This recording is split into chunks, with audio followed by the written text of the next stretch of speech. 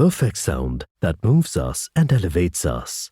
Experience what it sounds like when perfect sound is set free. Meet Sonos. Perfect sound now goes wherever you go. Discover Sonos today. Bobby, man, who the fuck is Joe Brown? Happy birthday, man, from YP to God. Hope you enjoy yourself. Thanks for the tip from last week's show again. Yeah, happy birthday, brother. Enjoy.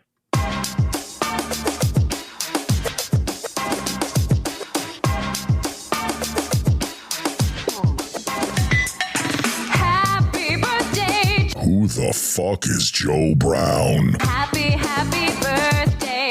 Happy birthday. Who the fuck is Joe Brown? Happy birthday. Happy birthday. Who the fuck is Joe Brown? Happy birthday. Happy birthday, Joe. Oh, yeah. Feliz cumpleaños, Joe.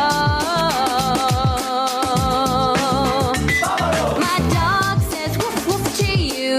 Who the fuck is Joe Brown? My dog says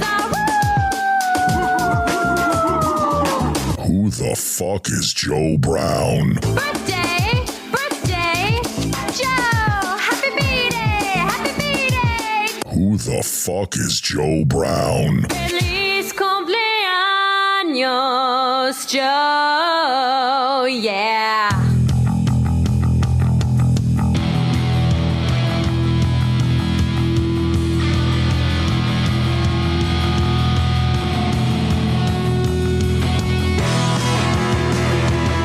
Wow. What a week it has been. Welcome back, Jigs and friggin' Bigs. We are here. We got a great show lined up for you. Yes, yesterday was Joe's 40th birthday. It was. Bobby Roast Beef is not really a big, make a big deal out of every birthday, but the mile markers, like that one, that was a big one. So we got some stuff to talk about. We're going to have ourselves a great show, guys. I got information regarding some live events. I got some new information regarding some online events. That is actually, I think, going to work out even better. I had a week of fishing that was kind of all over the place. It was a little bit of an adventure. It was kind of a grind. Definitely had a blast. We're going to talk fishy shit. And in Gear of the Week this week, I think what we're going to do is just unbox, because I got the November box from Dark Horse Tackle right here. And there's some really cool shit from some really, just awesome companies, new companies that I haven't experienced before. Plus, we got some stuff to talk about with pig jigs and stuff, because your boy was on them with the pig jigs. Don't go too far, guys. Grab yourself something to enjoy. We got Matt Sowders in the beef seat from the Catch Podcast. You don't want to miss it, guys. We'll see you in about, 20 seconds or so. Don't go too far. Much more coming up after this. Come on.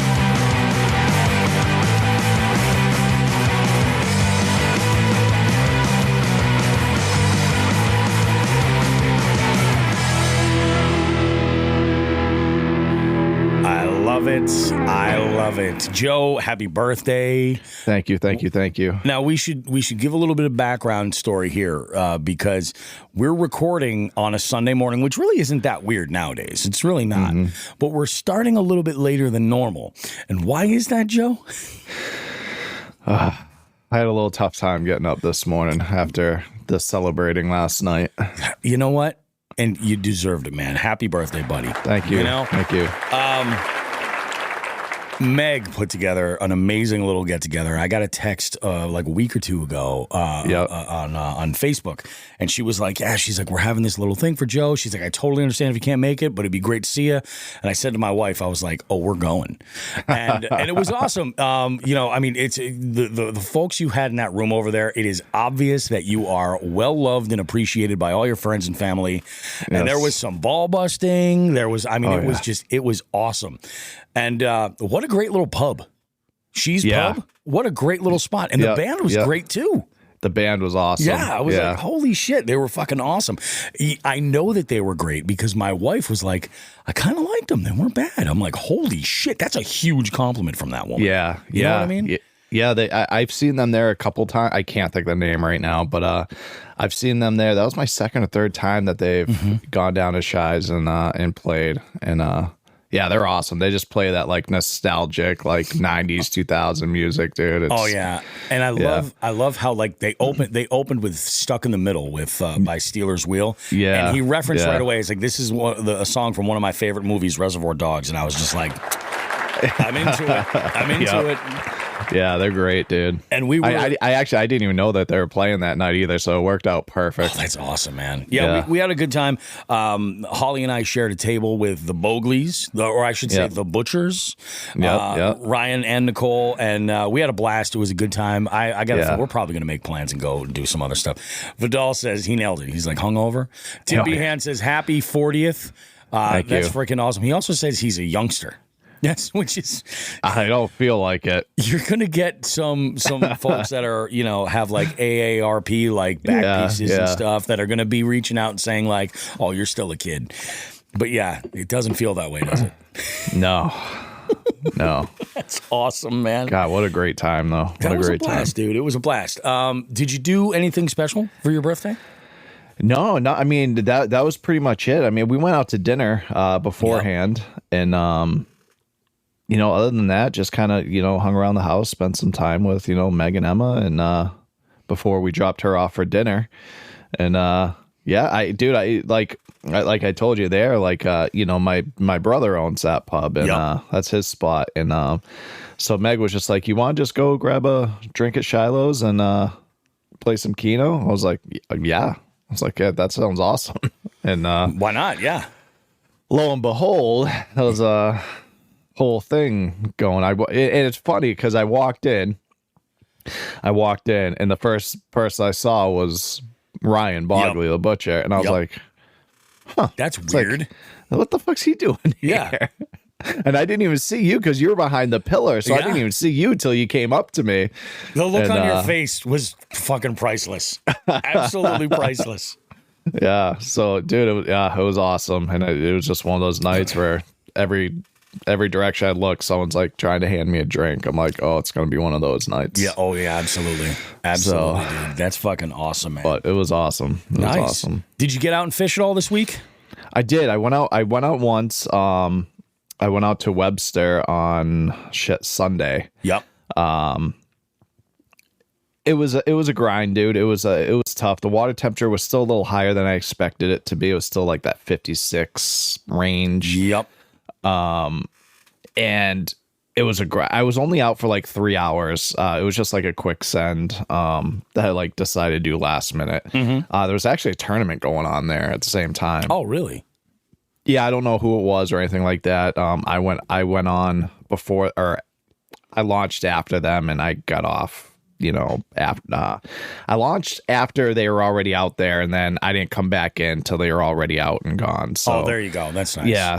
So it worked out, but yeah, dude, I grinded. I grabbed a couple, one off a drop shot and one off a jig, but it was just like super slow fishing was the only thing. Like I tried the jerk bait and stuff like that, and watching them, I saw a few there on Live Scope, and that place is like the bane of my existence. I have, I talk to Bogley about it all the time. I was like, I just cannot like completely figure them out there for some reason. I know it's such a great fishery, but it just like I struggle there every single time. And but the problem is, it's like in my area, they've already started to draw down all the lakes, so now like I have only so many places I can go and actually get a boat into. So I was tough. Like, all right, I know I contacted a couple people like, yep, Webster's good to launch. So I went out there, grabbed a couple, I mean maybe 1.5 pounds, 2 pounds. And,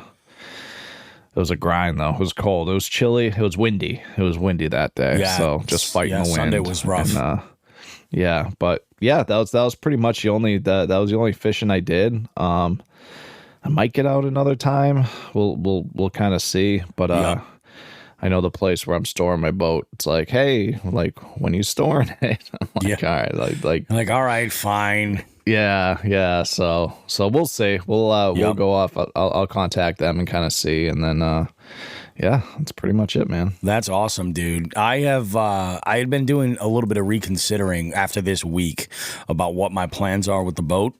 Yeah. I think I'm still going to do the exact process. Like I'm not doing a full winterization or anything like that. I'm going to do an oil change at the end of season and everything. And regardless if I go down south or not, I'm going to make a handful of runs to the Cape.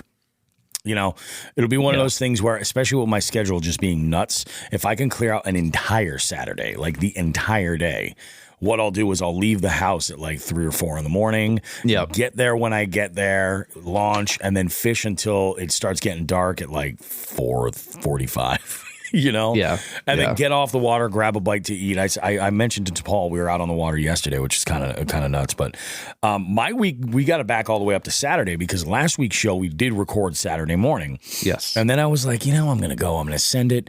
And I had this plan to just go to Congamon Jr. just for the sake of like going and just throwing a line and see what I could connect with. And I'll tell you what, I'm amazed at how few pickerel this year I have caught over there. It blows my mind because normally it's like it's teeming with these tiny slime darts to the point where they're a real nuisance, even for somebody like me who appreciates them. So I had I go and I pick up like a giant 24 pack of Diet Cokes to, get me through the week. And I get out there on the water and I make a decision to go not to like this spot where I've had the best success. I figured I was going to put the time in there. I'm going to start and just go left and work my way around and, whatever. I was throwing around some finesse swim baits and a couple other presentations. And I had actually a couple of times pickerel follow, but nothing committing over there. I was like, you got to be shitting me. Okay. So I get over and the wind really started to ramp up at this point. It started to get a little bit nuts. And I get into this one cove and I'm just getting blown all over the place. And I'm like, well, let me try going where I can get a little bit of like where the wind is blocked a little bit. And then I'll try throwing some really downsized stuff and see how that works out. So I tied on this Pig Jigs bait. This it's like just a round ball jig, but with a propeller right behind the weight. Yeah. And I was throwing it with some kind of a paddle tail. And I got a couple of thumps on it. I said, okay, well, let's slow down even further. Let's throw a drop shot and see what happens. Got a couple thumps on that, but nothing was committing. It's like, you know what? Let's go over, change spots. We move over there, and I'm throwing that Pig Jigs setup on my BFS. And I'm in a spot where there is deep water and then shallow water near an island. And as I'm just letting the bait just kind of pendulum down, it gets hammered by a huge yellow perch. So get this yellow perch in the boat. I'm like, this is awesome. Skunks out of the boat. Finally, it was like 3 hours. It was stupid. Next cast, I hit another one that was just slightly larger. I'm like, this is fucking great. I'm like, it's a shame that this water is as poisonous as it is, because otherwise these would be great with a side of potatoes, Yeah. So I'm like, all right, cool. We got something figured out. I start, messing around there and looking for another bite. And I ended up on the other side of this area where there's access to deep water, but there's a lot of grass back there, which now has pretty much died off for the most part. And I'm throwing around. I was like, let's see what happens with the jerkbait. And this blew my mind. So last year, it was shortly after the Columbus Expo, Adam Blomeke had sent me this little care package of a bunch of different baits. And I think they were all from a company called Yount. And one of them was like a 110 blank size jerkbait in this killer yellow perch pattern. And I saw this in my box and I was like, well, we got yellow perch right here in this area. I'm like, this kind of fits the bill. Let's see if there's something of size that wants to eat this. Like my third or fourth cast. This is the first fish that I've caught on that jerkbait rod that I picked up last winter. And I caught a 7-inch black crappie. Absolutely hammered that 110. I was like, you gotta be kidding me. They're crazy with that, dude. I was like, you gotta be shitting me. I feel like this is a sinking or a slow sink jerkbait, which is good because the spool that I've got on that reel right now is mono. And I'm like, all right, that's good. This will slow it down. But I mean, great action. It was, I'm like, I'm not fucking around. I still do not fuck with treble hooks. And there's vectors, tornadoes on there as well. Right. I'm like, those little fish will fuck your world up. So I'm like, yep, you're getting the fish grips and the whole nine. We're going to send you back. I'm like, this is awesome. And then, it was, like I said, it gets dark now, like just shortly after 4:30. Oh, it's crazy. I hate it. Me too. Fucking hate it. It's the worst. I just want to go to bed at like dinner time. That's it. Yeah, dude, it's nuts. It's like, oh my God, I can't believe it's only 6 o'clock, you know? And you're like, holy shit, it feels like it's fucking 12:30. Yeah. It's funny. I had the conversation with Meg. I was like, we do this every year where we're like, oh my God, like this is so weird. Like, I was like, we deal with this every single year, but every single year we act like nobody likes it. We've never done it before. Yeah. Oh, absolutely. Yeah. So I decided after I got off the water, I'm like, all right, cool. This is good stuff. We sent it. It's awesome. Now, Sunday, I had an interesting day. Sunday, I was kicking off one of my new residency nights, which is a brunch trivia that starts at 10:30 in the morning, which for me, for a morning event, is like the perfect time. Gives me plenty of time to be up, get everything handled, put myself together, and then go, and then do the event. So because I had a double with like a 4.5 hour window in between the two of the trivia events, I was like, I'm going to do this and I'm going to try to stick to this as long as we don't have ice on, some of these small streams and rivers and shit like that I can go and access. I'm going to try and do this throughout. So the way this works is it's a second and fourth Sunday. It's following that schedule. I have a strong feeling this is going to end up becoming a weekly thing. I do. Yeah. It was packed. And I was like, I'll do a cool little video. I'll take people along with the experience of what it's like to go and do my job, and kind of see some of that, but I'll also do some fishing in between. Man, I grinded my ass off for those 4 hours. It was insane. I hit up one spot nearby to where I was doing trivia, and this is where I broke off that pig jig. This is where I broke that sucker off, which is not fun. But I mean, when you're throwing like light stuff like that with really, really light line, you're going to get hung up. It's just going to happen. And you're going to lose some shit. So I get out there and I'm fishing this one spot and not getting any kind of bites. I did see something small in the water. I couldn't identify what it was, but I was like, okay, so there's some life here. And I left that spot, went over to a spot that usually produces really well for me, and did some fishing over there for about maybe an hour. Couldn't dig up a bite at all. I was throwing BFS bladed jigs. I was throwing spinner baits. I was throwing swim baits. I was throwing really, really subtle shit. There is a jig that Pig Jigs makes that is like, it's like almost like an EWG style Ned, but with a hand tied skirt. And it's the color is the truce, and it is juicy as fuck. And I stack this up. I combine this with a black J-Bros Double Trouble. And at my third and final spot, I finally hooked up with something. It was a big old 10.5-inch fall fish. And I'm like, hey, I'll take it, man. I mean, it ate that bait too with the EWG and everything. I was like, okay, sweet. That's great. Could not buy another bite. Just could not find another bite anywhere. Started to get down to crunch time, go time for trivia. So I packed all my gear up, headed over to the Delaney house, did trivia that night, recorded my outro, and I put the video together. And I like it. I think I'll tell you, man, I really, really enjoy this new software platform I'm using CapCut to do my video stuff. It's great. So, what was it? I guess it must have been Monday, or no, it was Sunday night. Later that night when I got home, I was talking with Todd Sefton. And he sent me over a Airbnb confirmation for our trip up at St. Clair. And we're apparently staying right on St. Clair. Awesome. Launching the boat, putting it in the slip, and we're just going to be there throughout the Easter weekend. And I'm going to tell you this much. We're going to eat like kings. Mm-hmm. And we're going to be fucking fried, homie. Because Easter is the weekend of 420. Right. So it's going to be a little bit nuts. And it got me thinking, man. I was like, son of a bitch. I was like, the travel to Michigan alone is going to eat up some time. I'm probably not going to do that in one trip. I'm probably going to have to bring my deep sleep mattresses and at least sleep for a few hours in between to like get to where I gotta go. And I'm like, I'm gonna have to take a lot of time for this.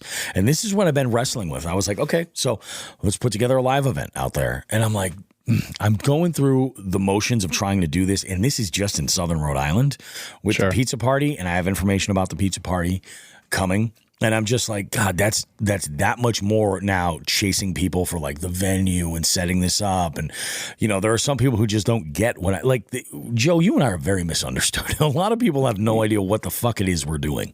Yeah. And I was like, God, this is going to be a real challenge. And it just something for one reason or another just popped in my head. And it was like, dummy, you can do this online. And that's the thing. Like during the pandemic, I did host trivia online. And actually, the product that I like to use when I'm hosting trivia for work regularly is not it wasn't the greatest back then. There were some little hiccups here and there, but I've since used it. And there's other products that I could use. My biggest issue with doing the online stuff is that it does not compare in play style or even hosting. It's like, I feel like myself, I kind of mail it in a little bit. But one thing is different is that this podcast has definitely taught me a thing or two about live streaming and being able to like engage that way. So I think that this could work. So here's what I ultimately came up with. I was like, I asked Todd, I was like, hey, does the house have decent Wi-Fi? And he's like, he goes, I'll ask the owner. So he sends me a message like 10 minutes later. He's like, oh yeah. He's like, the guy says the internet's great. I was like, okay, cool. I go, I'm not going to do a live event where we got to try to get people to a spot. Cause like what happens if there's like crazy extreme weather or something like that? Gets shut down? Sure. I'm like, let's just do this where the podcast listeners and the followers on all the socials can get in on it and do this. So here's what I'm doing. I'm going to do these live events, and it won't necessarily be around a trip, but this is going to be able to be something that I can do to offset the time that I'll have to take off for some of these trips to create some of this content. And I'm still going to record like a segment with Todd, when we're there. Like I'm still going to be creating all the content and everything. But this just eliminates the hoops that I have to jump through in order to get a live event that allows me to earn money during the trip. So these won't necessarily align with the trips. In the situation with St. Clair, it very well may, because it'll just be something that'll be hilarious, especially if Todd and I are just ripped and on Saturday night doing trivia. So there's two ways that this is going to happen. I did a poll immediately afterwards on Instagram, and I take these things with a grain of salt. I said, I'm considering doing some fishy trivia stuff online. Would you A, want to play, B, want to watch, C, both, or D, you're not interested at all. All the options except D got votes. People wanted to watch, play, or both. And I'm like, I'll take that. That's enough for me to feel like let's go ahead and do this. So the jig heads that are in here looking at us, they're watching this on YouTube. And if you're not a jig head, you can be a jig head by following us on Patreon. The jig heads are seeing something right now in the background is what this is, the Something Fishy trivia back screen right here. So the two ways that I'm going to do it are like this. I'm going to have folks that maybe past guests or just friends of the show come onto the show and compete. Like they can call somebody out and go head to head, or we could put together teams. It's really flexible, but it'll be a small group of people competing in a live stream for the jig heads, but then the final edited video will show up on YouTube so everybody can see it right there. The alternative is where we could have up to like 600 or 700 players playing together for different types of events. These will probably be specialty things where like a portion of the proceeds go to charity or something like that. Like this will be, because it's insanity to have hundreds and hundreds of players, but it is a possibility. As far as recording, the live stream, I can do all that stuff right here. I'm going to have to go somewhere where I've got like rock solid internet to pull this off with that many people, because I don't want there to be a dropout, and then because I can always edit the show and make it and clean it all up. So yeah, kind of like the Tyson fight on Netflix. Oh my fucking god, dude. I gave up. So do you think it was rigged or not? Of course.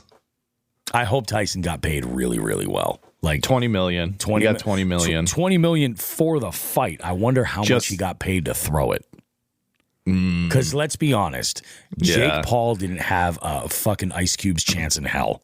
No. And no. My buddy Paul, when we were fishing on Sunday, he was like, yeah, he's like, Tyson was basically like biting his gloves. Yep. Like the whole time. And he goes, I have a feeling he was doing that as a reaction to avoid really just like. Yeah, kind of like holding himself back. Yeah. Yeah, exactly. Yeah. I mean, Tyson's, It's Tyson, dude. Tyson's an actual boxer, an actual maniac boxer. You know what I mean? Like, oh my God. But he's 58 years old. He's like, fuck it. I'll throw it for this much money. I don't give a fuck. You know what I mean? Yeah. Oh, no, absolutely. I mean, hey, you got to do what you got to do. But it was wild. And, dude, Netflix dropped the ball. That was shitty. Yeah. They fucked that one up. It was a little bit weird because, like, my buddy was telling me that the laptop that they were using connected to connected to a projector to watch this was having problems, but he could stream it on his phone with no problem at all. That's what everyone was saying. Like they couldn't stream it on the TVs, but the phones were fine. So I don't know. That's weird. That's shitty. Yep. So that's what's happened. Now I have a plan, and it seems to be coming together really, really well, where I can generate some income and be able to go and take these trips and not leave everything, hanging as far as, because that's the thing. Like I can't even take a vacation for myself right now. If I do, I'm losing a bunch of money. So that's the plan moving forward. And it looks like things are looking pretty good. So how am I going to make this free for people to play and everything? I'm going to sponsor the shit out of it. That's the plan. So I've got a bunch of different ways to work this out. I already have a bunch of different brands out there, but I've made the sponsorships reasonable and affordable for those smaller companies that are out there that we like to work with, like especially the ones that are like in with like Dark Horse Tackle, so they can get in on it and say, oh yeah, we can invest X amount and be in the next handful of them and then see if the ROI is there, and if they're like, yeah, it's worth it, fantastic, then we can go ahead and continue forward. So that's sort of what the plan is. I am trying to find a bunch of different sponsors, not just fishing brand sponsors. Like I'm talking anything anybody uses at all. So like if Charmin, everybody wipes their ass, I'd love a toilet paper sponsor. I'm just saying. Okay, most people wipe their ass. Right? Dude wipes would be great. Come on, man. Come on. Nobody talks about buttholes more than us. In the fishing podcast world, nobody talks about buttholes more than Jigs and Bigs. So maybe dude wipes is the move. I don't know. I did do some more fishing. So that was Sunday. Had a great time. In the background, I've had this kind of going, and I've been working on some elements here and there to kind of make it slick. I've been talking with a few brands for sponsorships and things. And then I got a call. I got a text from Topless Timmy Jakes on Wednesday. Oh, was it Wednesday or Thursday? Well, either day. And he was like, hey, I'm considering going out on Friday. He's like, if you're down. And I said, yeah, I'm down. I'm down, Now, Thursday and Friday were fucking cold. Like, I'm talking low, like 26, 28 degrees. Stupid cold. Yep. And I was like, I go, he told me he was going to go and hit another body of water, potentially. That never ended up happening. But he was like, he's like, I'm going to send it. He's like, we'll leave about 8:00. And I was like, perfect. Now, my daughter was a little bit pokey getting out the door on that day. So I showed up at the ramp a little bit late. And as I was on the road, I told him, I was texting him saying, hey, this is whatever. He goes, hey, I said, we still meeting for 8:00? Or I was like, dude, if you want to say, call it because it's too cold, I will not be mad. And he responds back and he's like, no, I'll see you there at 8 there, pussy. And I was like, okay. All right. Who was this? This is Topless Timmy Jakes. Okay. All right. So we get to the ramp, and I get there, and he'd been out fishing a little bit. I text him as I'm pulling in, and he comes back over to grab me. And I was like, you know what? I'm just gonna bring my bank stuff, my BFS combo, and this one bag, and we'll see what happens. And I made the mistake on the drive over. I started talking shit. I recorded some stuff for a reel, and I was like, I'm going to see if I can outfish Topless Timmy Jakes on his boat using only BFS gear. And I could not. I caught 3 in total. He caught more like 13. They were all like in the same sort of like size for smallmouth. But man, it was nuts. It was absolutely nuts. I was having, with the wind, I was having to throw a very specific window of weight, a little bit heavier for the BFS, like an 1/8 ounce to like 3/16 was like the move. Anything lighter was just ridiculous. It was just getting caught in the wind and going flying. Yep. And it was just, I was like, all right, this is not going to work here. And then I broke off my Jig Masters Perfected Ball Head jig. And I realized the rest of them are in my big backpack on my boat. So that's a tough, a very tough thing you'll discover as a boat owner. Yeah. Especially like when we were talking about like me going on your boat. Oh yeah. Because your stuff is typically set up in your boat. So you're like, oh my God, like, okay, so how, like, what do I take out of the boat? Like, what can I not forget? Like, it's like, it's automatic like stress and anxiety to ensure that, because you don't want to bring too much and you don't want to bring too little. Absolutely. You know what I mean? And like, it's funny, I'm still in this transition window where I'm taking my BFS gear and I'm trying to pull all of it out, but that's one of those things. It's in my terminal tackle box, so I'm not even thinking of that. So I have to go through and really with a fine-tooth comb go like, this stuff is all stuff that I can throw on this combo, Yep. And downsize and then have that ready to go. What else did I do? Oh man, one of my favorite pieces of gear failed me this week. My orange Spike It marker ran out. Oh no. That's my favorite color. It's one of them I use most of the time. Yeah, orange I use. Red is getting close there too, but I was orange gonna say I use chartreuse. red the most. Yeah, and I did. I was like, I'll use red as a backup. Like, and I even found I can get like kind of close if I take the chartreuse marker and then a little bit of red on there, and like, it's about as artistic as I like to get. I can kind of get it there. But it's like, so I'm going to have to get a refill, which is fine because I usually do that anyway, like going into the spring, get a brand new set, and that way they're good to go. Right. But yeah, I was out on the boat and I was like, no, this sucks. Oh, well, what can we do? But yeah, Friday was a good time, got off the water, came home, went out, did, work that night.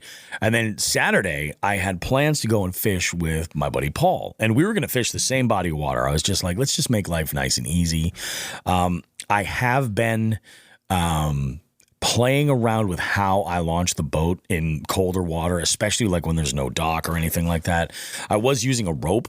And then having the and using a carabiner to clip that rope to one of the loops around my trailer hitch, and it was great. But I'm like, I really kind of have to get in the water to make that work, or I need a longer rope. I also need to get a rope that is less likely to get snagged up and tied up in knots. This is just standard nylon rope. So what I've been doing is I've been kind of like partially loading the boat. Once it floats, I'll go and take the strap off of the eye, climb in, and then just like back it down, beach it or put it up on the dock. So we leave, and there was a ton of boats over at Oxbow, like a ton. And I was like, I wonder if this is like just that last cent. Nope, there was a tournament going on. Yep. I know what you're talking about. Yeah. It's like, you got to be shitting me. It was an aluminum league too. Yep. And I was like, no shit. And so we get out there and, we head out to the spot where I was like, yeah, this is where we were hitting them yesterday. We'll see what happens. We could not buy a bite down there at all, man. We tried so hard.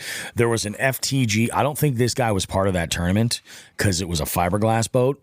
Okay. But we're going to talk about this in the, we're going to talk about this as far as, the role it played in fucking up a good chunk of the day. I think I talked to you about this last night at the bar. Briefly about blowing up our spot. Yeah, dude. Yeah. Oh, yeah. Oh, yeah. I was already 2 sheets last night. Oh, yeah. I remember now. I do remember now. Yeah. But I'll, we'll go over that there. But so we fished until, it must have been about 2:30 or so. Okay. And we're just like, man, let's just go get some lunch. We'll call it. It's all good. But as we went back to the ramp, everybody was arriving for the weigh-in. And I'm like, fuck, this is the worst timing. Yeah. So it happened to work out well where we were able to get right up to the dock, tie off. I ran over to the truck, looped around, dropped the trailer, and loaded it up quick and got out there. And there was a dude that was there with this, was it a 1900, was it a fisherman? No. It was a Pro V is what it was, a 19-footer. And he's like, this boat had lived some life. I would have probably guessed it was early 2000s. It was a 99. It was actually in really good shape.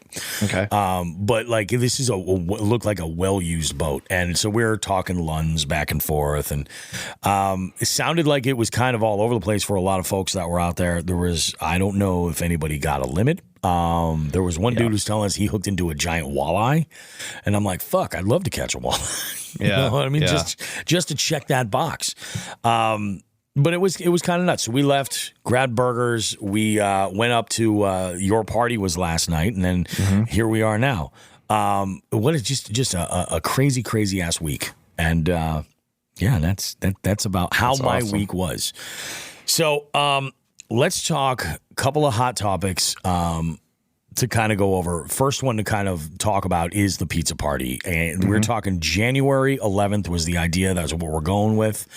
It's off the table, officially off the table. There are issues now involving a couple of moving parts that I'm just like, man, we're getting outside of the window where I can effectively promote everything else. So we're just going to call it and kind of see what happens. Yeah. It's shitty, the whole situation that's going on. And hopefully everything works out, but this led to a conversation I had mentioned on Facebook about a month or two ago about the idea of doing like a rigs and coffee meetup. And initially I thought about this. I was like, getting like people that had like interesting camping rigs, like overland rigs, shit like that, get together and show those off. And, I was like, well, of course my rig kind of includes the boat. So I'm like, I'm going to, have the boat in tow to kind of show the entire thing. Right. And then a bunch of other boaters started chiming in, and folks with kayaks and interesting kayak trailers wanting to get in on this. And so I was like, okay, well, we'll see what happens. Who knows? There was, I kind of had back shelved this for a little bit because I was like, it's getting a little kind of out of control. We'll figure out what the deal is. And it was Matt there from Klondike Custom Creations came up with a really good suggestion on where to have this. Potentially, I should probably have a conversation with that person before I mention the location that we would like to use.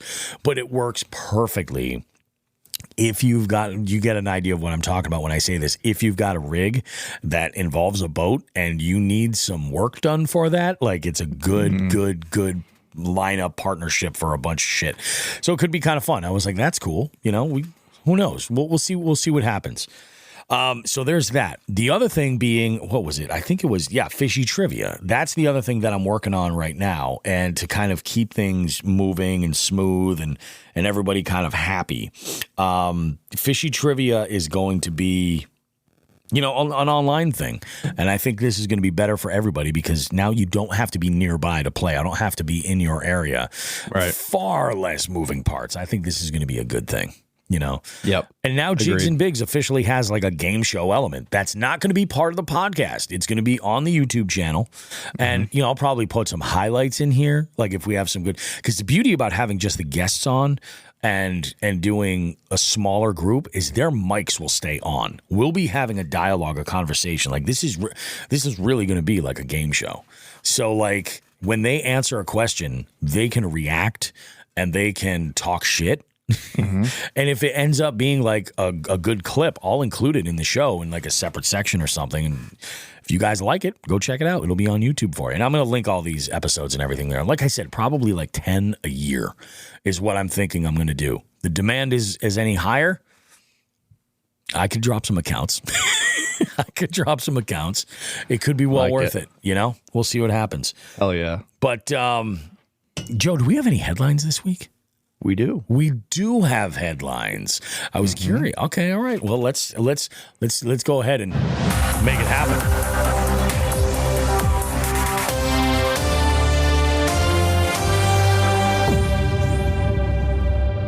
All right, Bobby, it's official.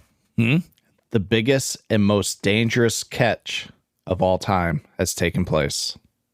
The biggest and most dangerous catch? Mm-hmm. Okay, was it a fish? Fishermen catch U.S. nuclear-powered submarine. Shut the fuck up. Wow.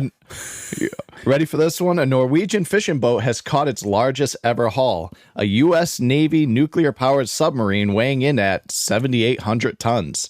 The 32-foot fishing boat was on its way back to harbor in the northerly region of Troms, Norway, on Monday when it discovered that a submarine had gotten tangled in its nets. We had just emptied the nets and put them out again, and we were on our way back to harbor when we received a radio call from the Coast Guard. Harold Engen, the ship's captain, told the local broadcaster. The Coast Guard explained that the submarine had dragged the nets 2 nautical miles out to sea, where they were eventually cut off. Mr. Engden, 22, has estimated his losses at around 40,000 Norwegian dollars, a number that is roughly double that what he earned in the halibut haul that day. I've heard of other boats getting caught, getting their nets caught up, but no one out there has ever heard that a submarine has done that. The U.S. Embassy in Oslo later confirmed that the USS Virginia, a nuclear-powered attack submarine, got tangled up in the nets after making a scheduled stop at a harbor near Tromsø. A nuclear submarine is powered by a nuclear reactor, but not necessarily nuclear armed. The fishing net got stuck into the submarine's propellers and had to be cut out by an escort vessel provided by the Norwegian Coast Guard. In 2021, Norway agreed to let U.S. nuclear-powered submarines use a civilian port outside of Troms to swap out crew and take on new supplies. At the time, residents raised concern about the military vessel being around or disturbing civilian infrastructure. And so that's pretty much it. Then it goes into like the Ukraine NATO bullshit, and we don't need to talk about that. But yeah, so this dude literally caught a nuclear submarine with their dragnets. That's insane. Out in Norway. That's insane. Like, yeah. I can only I would think that you would feel that just the hookup, right? You right? know, and like I'm amazed that the submarine could get tangled in it. I would figure that they would know it's there, right? You know, right? Oh. You would think so. You would think so. That is crazy, and that sucks that he's out that much money now. Yeah, That's the worst part because it's like, how would he possibly know? Right. You know, oh man. Right. So so he's out of that money. I doubt the U.S. is going to pay him back because we're broke as shit. No, and, that ain't fucking happening. No. Like, maybe like they can't. They're not even going to return the nets, dicks. Yeah. Oh, add subs to the species. That's fucking awesome. I had a great conversation last night with Zek from Dark Horse Tackle. And he actually, speaking of multi-species, he was telling me about this thing that In Fisherman does, this master angler program. Mm-hmm. And I believe you have to only catch one of the listed species at a specific measurement and then submit it in order to be entered into the master angler program. And I think it's fucking hard, man. It's crazy hard. Like the way they split up the countries too, or the countries, the regions of the country. Okay. There's 6 different regions, but it includes Canada and Mexico.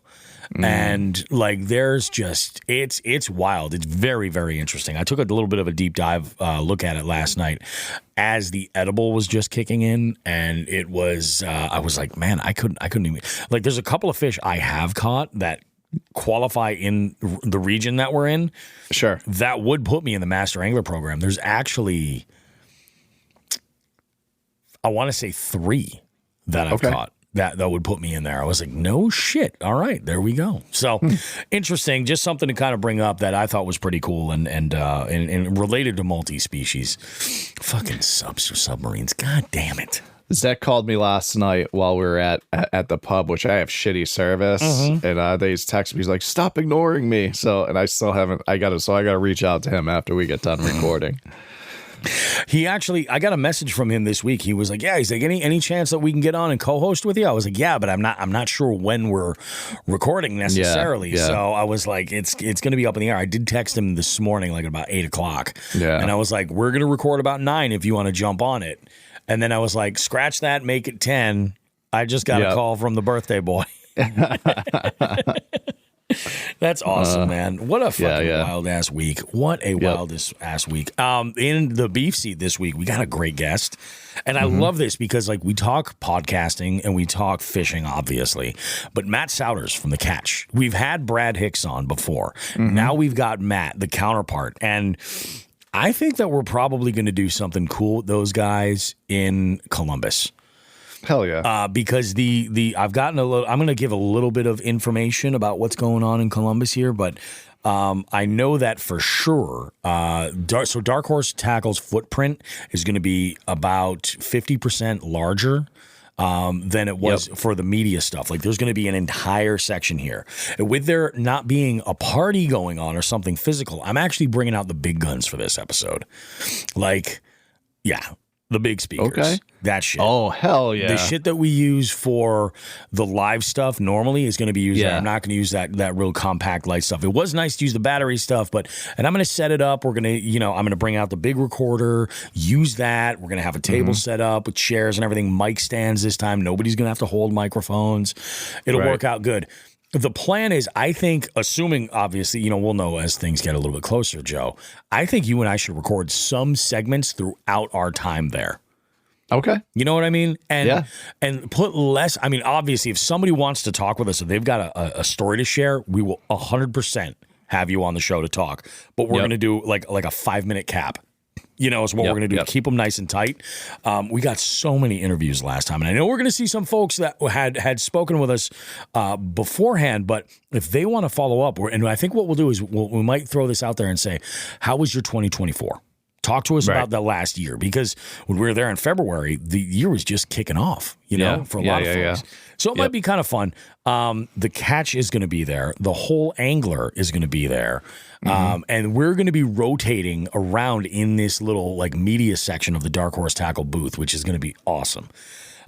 So it's pretty cool. You can come by and see a bunch of the hosts from all of these shows and get your custom craft boutique baits right in one spot. It's going to be freaking awesome. I'm really stoked. Yep. And can't wait. Yeah, I'm fucking jacked. It's going to be a good time. Why don't we do this? Why don't we go ahead? We'll wrap this segment up right here. We'll come back around, and segment 2 is going to be a little all over the place. We got a good FTG for you. We're going to do a Dark Horse Tackle unboxing of the November box right here, and there's a reason why I want to do this on the show, and I think you guys are going to like it. I think you're really going to like it. There's some good shit in here. Some fucking. I got to give some props to Dark Horse. You're gonna find out why. And then we'll throw it over to Matt and I in the beef seat, and we'll keep it going. Don't go too far, guys. Much more Jigs and Bigs coming up right after This. Hey, you. Yeah, you. The one with the impeccable taste in fishing podcasts. Bobby Roast Beef here with a little call to action for all Jigs and Bigs listeners. We're opening up our hotline to you. Now you can call us to sound off about almost anything at 413-324-8519. Want to submit someone for our FTG segment? Call us at 413-324-8519. Care to maybe suggest a topic for just the tip or bait of the week? Call us at 413-324-8519. Maybe you just want to give us or anyone else a little shout out on the show, or you want to suggest a guest for the beef seat. You guessed it. Call us at 413-324-8519. The Jigs and Bigs hotline is there for you to leave a message with us 24/7. Just call 413-324-8519. Also, you can check that number in the notes of this podcast.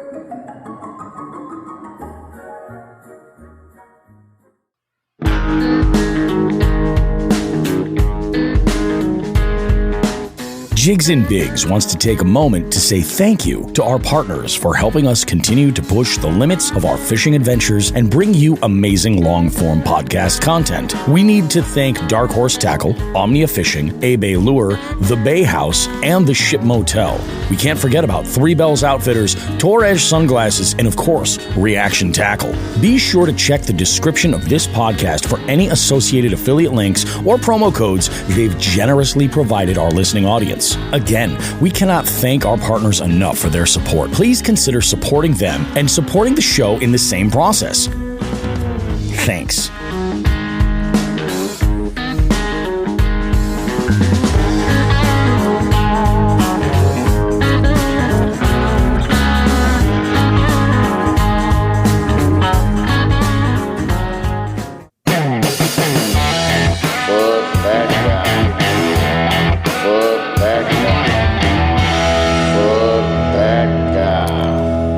Guys, so this FTG comes from just this last fishing outing when I was out with Paul. Paul and I were fishing this segment, this section of the river right here where it gets a little bit tricky, you know. You can ka-chow a prop if you're in the wrong spot. But there is a little bit of a channel up against one of the banks. It's got plenty of space for you to be able to maneuver and do what you got to do. Now, I've gone up on plane here and there, going in and out of this spot in the past. Now, probably about a half dozen times. I'm pretty comfortable with it. I've seen some dudes who like hug the fucking bank. Like they hug it. And I think they're overcompensating. I think they're pushing it a bit too much, thinking that it's super deep on this one side and they're just going to crunch their freaking, their prop. So, you know, Paul and I were just struggling to get bit. We were fishing some rock piles in this one area and looking for a bite. We couldn't get on shit.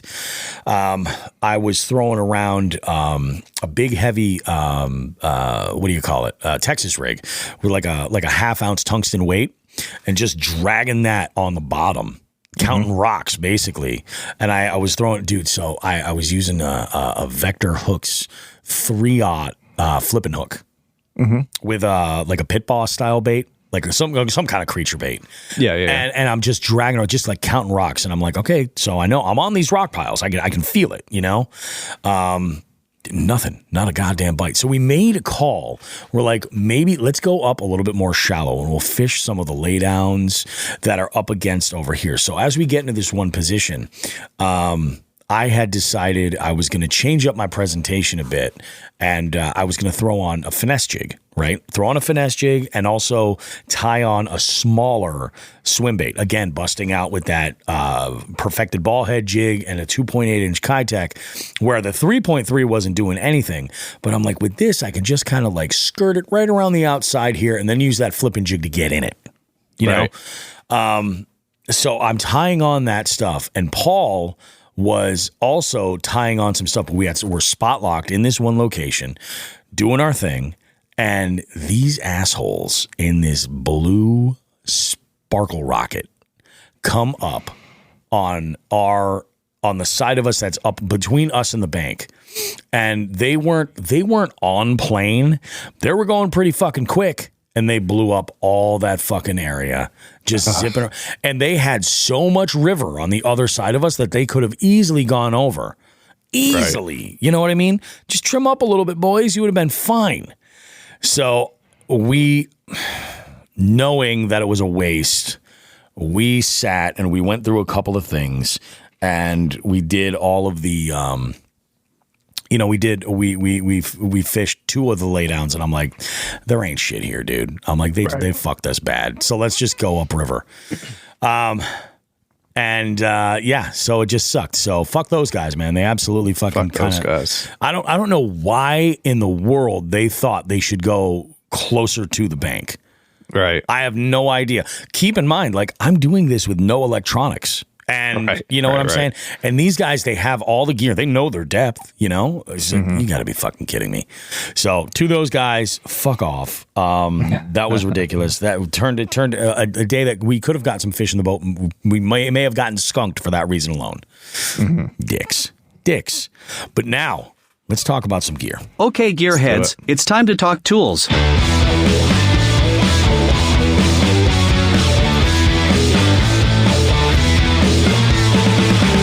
Jigs and Bigs Gear of the Week. So the November box from Dark Horse Tackle had arrived, and man, I'm so excited about this. Have you gotten yours yet, Joe? I did. I haven't had the chance to open it yet. Oh though. my God, get ready. So yeah, I want to talk about one of the first baits in here. I'm just coming in hot with this right away. Zach had actually reached out to me. He's like, I'm packing up some boxes right now. This was like last week. And he's like, I'm packing up some boxes, and something crossed my eye, and I just thought it was hilarious. Now, I'm not going to show you guys on the business card because there is a promo code on it. And like, I don't want to blow it up and give everybody that, sees this access or whatever. But the company is called Bass Dope. All right. Take a look at that business card. You see that white smudge on that business card? Initially, Zach thought that it was just like a scuff. Nope. That is intentional. It's on every single business card. It's almost as if you use this card to organize a line of yayo, cocaine. You know what I'm saying? But I want to talk about the stuff from Bass Dope that's in here. So there's a couple of things that are pretty cool. Like, we'll start with this. There's a few swim bait jig heads right here. 1/8 ounce swim bait jig heads, real nice. Silver, the nice big stout hook in these too, which is pretty fucking sweet. And then there's something that's really cool. There is a Bass Dope mini A-rig. Very cool. Mini A-rig. And here's the thing. So this thing looks awesome. Like, the wire looks like it's fucking tough as nails. The blades are great. They're a little bit hammered too on one side, so the flash is going to be cool. And what I love, and here it's two-part here on the card right here that you get if you open up your Dark Horse Tackle box and you see Andrew Hayes' pretty face right there. He's the angler of the month, the featured angler. If you open it up, there is actually, and this is why I love Dark Horse Tackle. They think about this shit. They left a spot in here about the legality of what you can use for an A-rig in your state, which is awesome. Oh, that's awesome. Very, very, very cool. Now, I mean, obviously, there are going to be people out there that are just like, I do what I fucking want. The man's not going to tell me shit, god damn it. and you know what? That's okay. That's your business, not mine. You know what I mean? But here's the breakdown, just so we can go over it right here. There are states that have a 1-hook limit, and this surprised me. Maine and Minnesota are the only 2 states with a 1-hook limit. Interesting. I didn't know that. Yeah, that's wild. So you can use 2 dummies, and we'll get to something else in here too that I think is amazing that's in the box. So you can use 2 dummies so that you can have one that's got a live hook and then one that's then 2 that are just baits that are tied on without a hook. Right. In states that have a 2-hook limit, you've got Arizona, Hawaii, Iowa, Kansas, Maryland, good old Massachusetts, Montana, Nebraska, Nevada, North Dakota, and Vermont with a 2-hook limit. And then states with a 3-hook limit are California, Colorado, Delaware, Indiana, Missouri, Ohio, Oregon. Rhode Island has a 3-hook limit. That's good to know. That's nearby. South Dakota, Tennessee, Utah, Washington, Wisconsin, and Wyoming. Now, this A-rig that's in here is basically a tripod is what it is. Yeah. It's a 3-line A-rig. It's not the standard 5 because it's a mini A-rig. If you're using the 5 that has a 5-hook or what they would consider no limit, Alabama, Arkansas, Connecticut, that amazes me. That does surprise me. That amazes me because there's bodies of water that I like to fish in Connecticut that I am 100% going to be picking up an A-rig for. That's good to know for for like Candlewood. Yeah, for Candlewood, for like, I mean, there's the river. Yeah. Unbelievable shit. I'm like, that is good to know.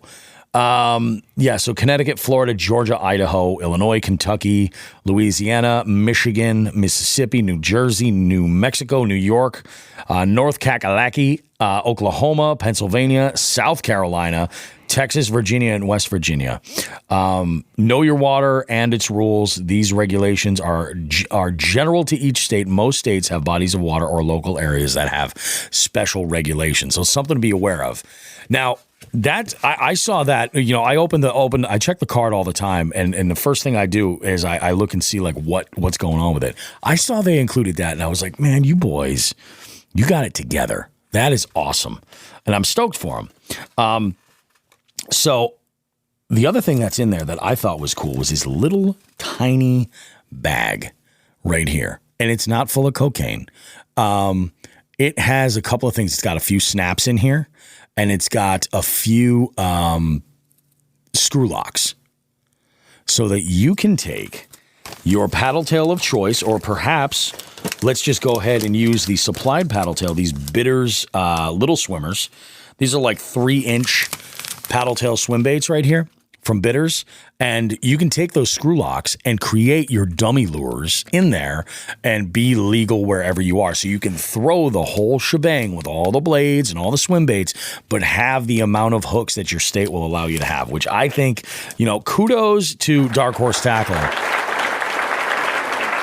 for having that forward thinking enough to be able to like put it together and make it happen. What is going on over here? Oh yeah, these are these. And where did I put the A-rigs in here? So we got all that to talk about. We got the screw locks and everything. Martin's Custom Baits has a jig in this box. Of course they have a jig in this box because it's a November box. Jigs catch fish year round. This is a Martin's Finesse jig. Let me get the actual name for it. It's a Martin's Nomadic XT Finesse jig. This one here, I believe, is 3/8 of an ounce. And it's got a nice finesse cut, but this head is just awesome looking.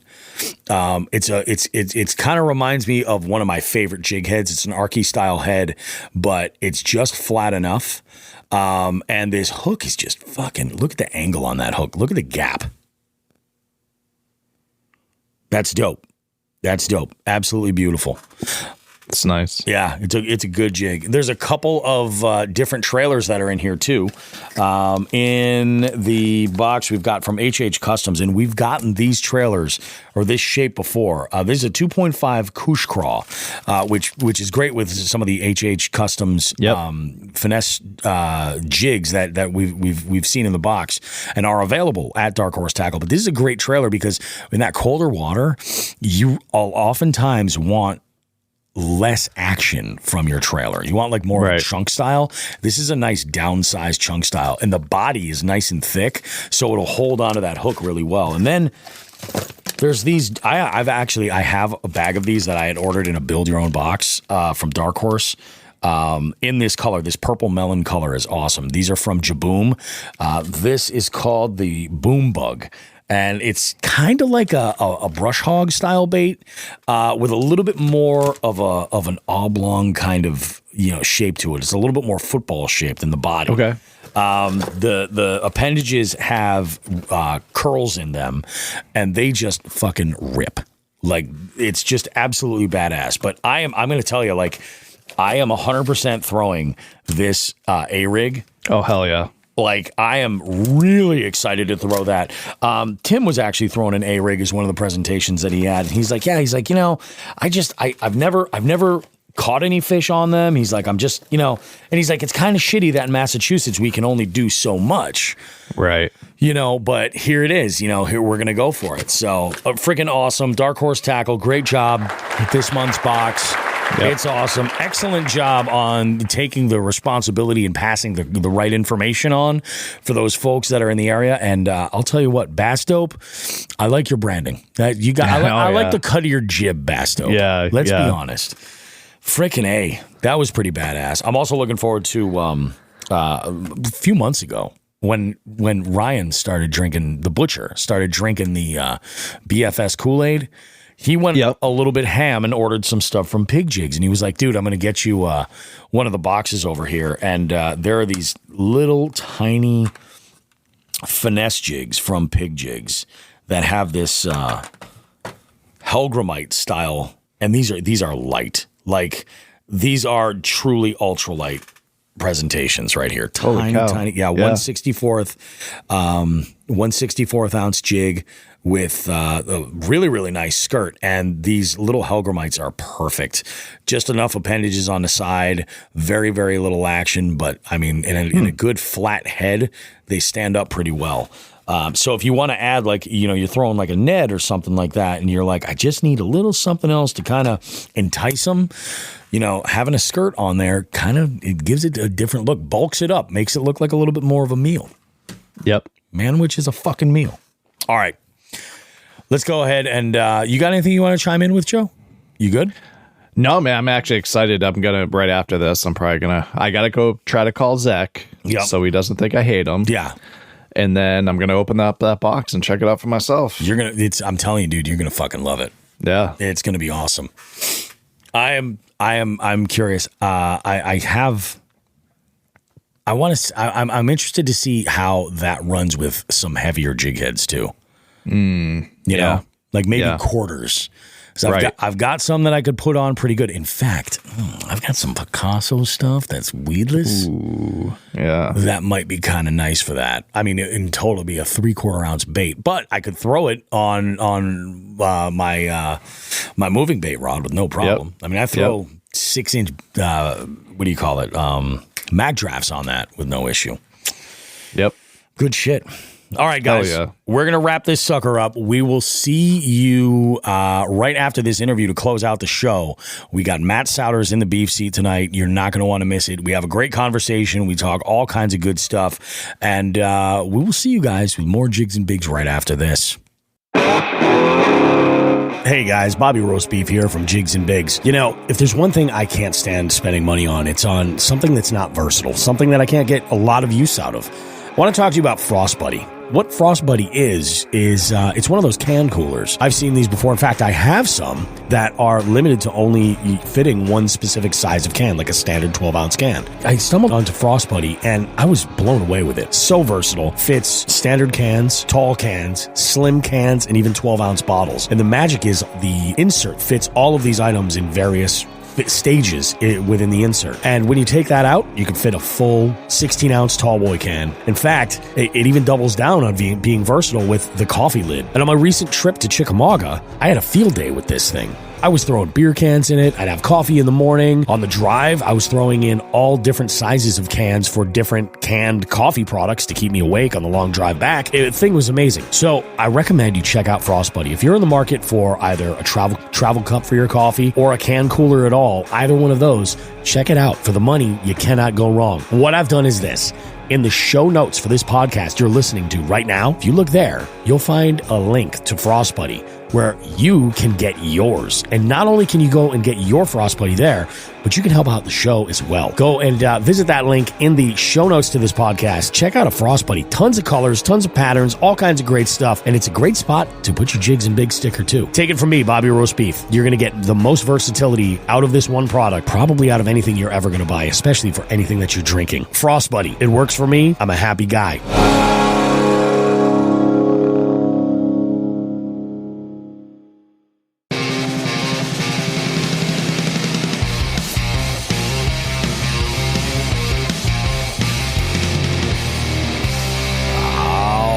Boys and girls, here we are, more Jigs and Bigs goodness. I'll tell you, I don't know what it is. It's just maybe it's as we go through the holiday season and through the winter, this is just going to be like the season of the beef seat.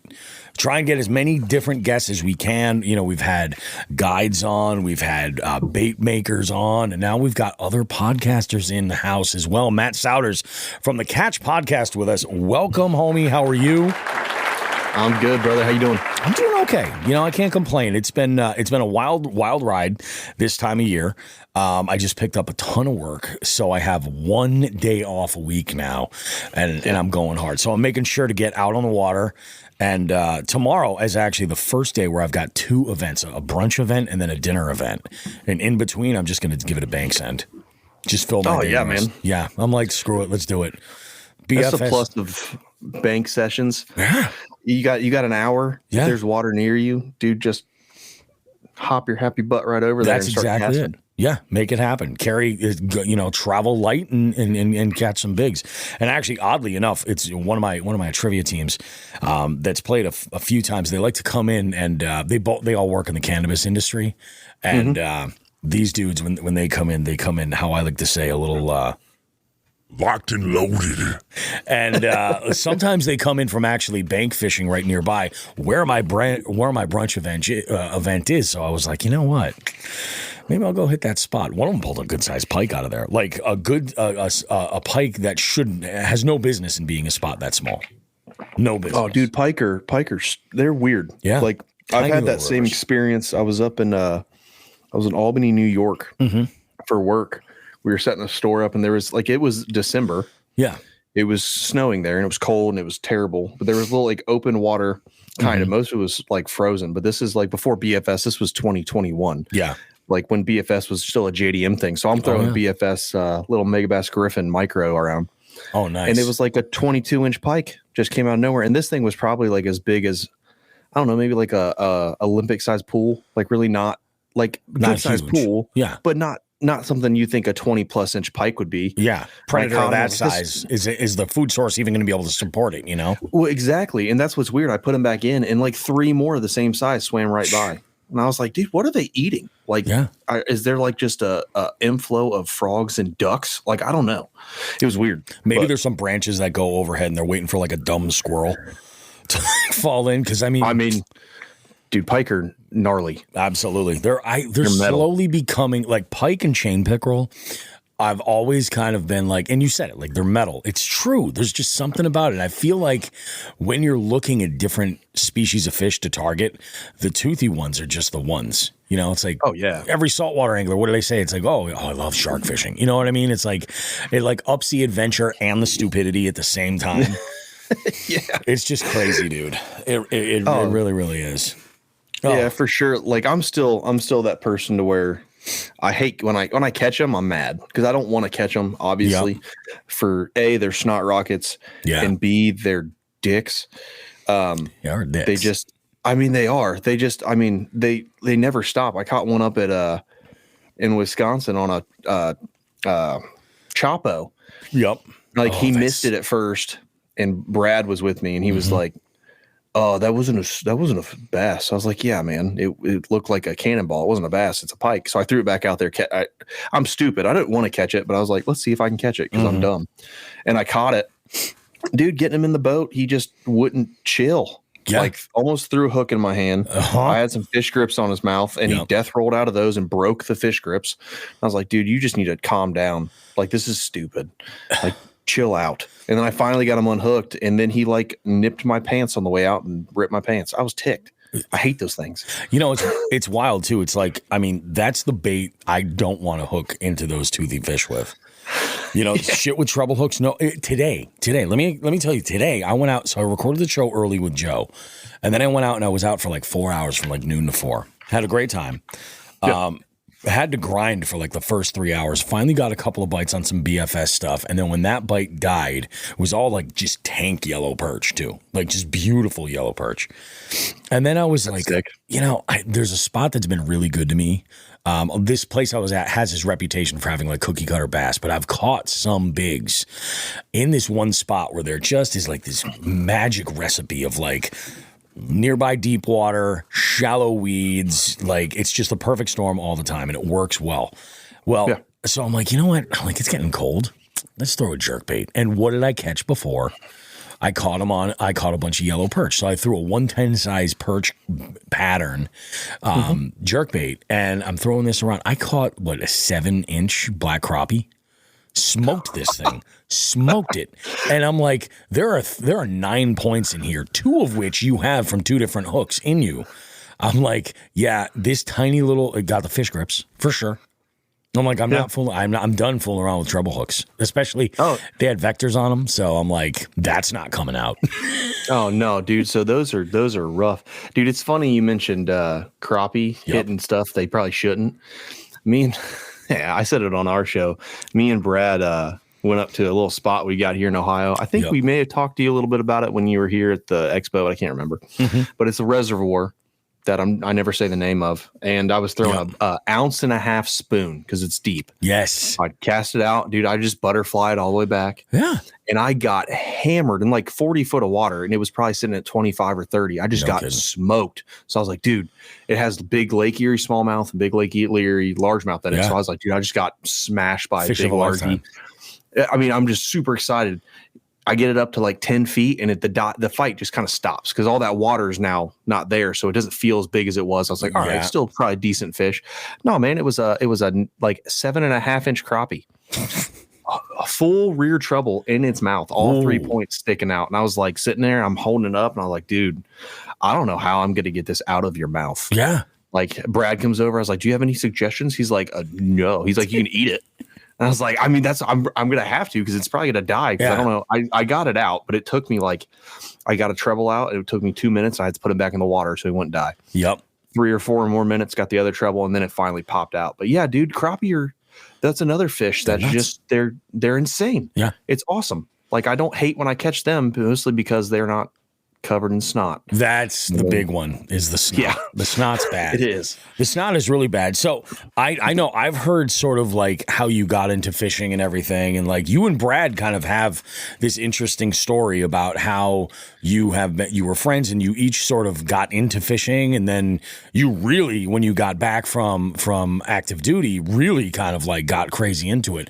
That was all kind of explained on the Whole Angler. But for the Jigs and Bigs listeners, why don't you go ahead and kind of give like a little bit of background story about how you got into fishing and everything, and to the point now where you're working in the industry. Yeah, for sure. So I started kind of like a lot of people out there. I started fishing like with my dad taking me out bluegill fishing at a local dammed up reservoir we have by here. It's full of bluegill, and then catfishing. And then that was till about 9 or 10 years old. And then I started fishing for bass with my dad, but he's never been a huge angler, but I fished with my dad. And then I started doing tournaments with a buddy, because his dad had a boat. So we did like the Thursday nights and Wednesday nighters and stuff every now and then.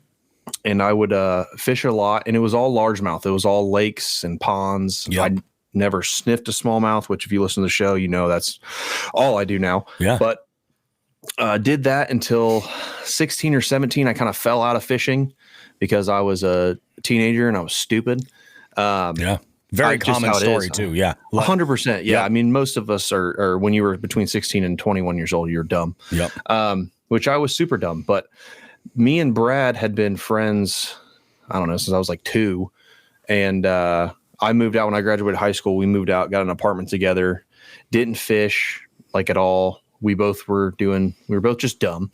And it was, I think I was 6 to 10 months in, my buddy Abram came over and he's like, hey, we should go fishing tomorrow night at Caesars Creek, big giant lake in Ohio.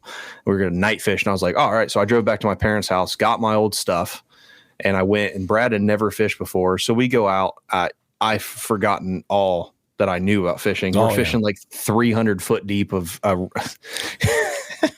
at a dam, not catching anything at like 2 a.m. We're running from wildlife officers and stuff. And then I didn't pick up another pole until 2016. So that was in 2009. So that was a good chunk of time. Yeah, I must say I joined the Marine Corps in 2011. Did that fun stuff. And then I got back from a deployment. And I talked about this on the Bass and Beers podcast a couple years ago. I got back from a deployment and I wasn't kind of all there. I was, stressed. And I started fishing again because my wife had told me, did you ever fish? My dad used to fish. And I was like, nah, I mean, I used to. Maybe I'll do it again. And I started fishing, and I just jumped right in it. Me and a couple buddies from my unit started fishing. We would skip formations and go fishing and do a bunch of other stuff and go fishing on base. Got a kayak when I was down there, got chased by a gator. And then when I got out of the Marine Corps, got home, Brad, which I know he's been on the show and he had talked about a little bit. He had already been in a kayak for a couple of years at this point. And then I got home. I was still fishing from the bank. I started fishing the river, started catching smallmouth. And then Brad I saw him post all the time because I would talk to him and everything, but I saw him posting all his kayak fish and everything. I was like, man, I need to get a kayak. And I said, been working at Gander Outdoors, which is gone now. I worked at Gander Outdoors and I was in charge of the fishing department. And I was, a bank fisherman, and I boat fished with a couple buddies here and there. And then I bought a kayak on a discount, and I started kayak fishing, and it just went downhill from there. Yeah. Like I replaced all my stuff, really went deep back into JDM again. And now I'm me, the JDM king, as I used to be called in a couple of different groups when I was in paddle and fins. I'm telling you, man, the JDM world is amazing. Like it never really hit me until I got into, really it was BFS that was just like, I'm all about awesome. this Japanese gear. I don't know if you remember the layout of last year's expo in Columbus, but right next to the Dark Horse Tackle booth, there was a JDM shop. And I mean, I spent a lot of money there. Yeah, me too. I was like specifically looking for some stuff, but what I do like is that now you're starting to see some of these domestic bait makers, like the more custom, like boutique ones, the dark horsey kind of groups. They're putting stuff out there. Like in this month's box, there's an HH Customs finesse bladed jig. Yeah. I'm like, it is. I open this thing up. I'm like, yes. I just had Nate Reynolds from Pig Jigs on, and we were talking about his guy. He made a bunch of money off of me too. But like, I mean, all kinds of great stuff. That HH Customs is freaking gorgeous. Like, it I'll show it because we haven't done our unboxing yet. We're going to do it this week. Oh, nice.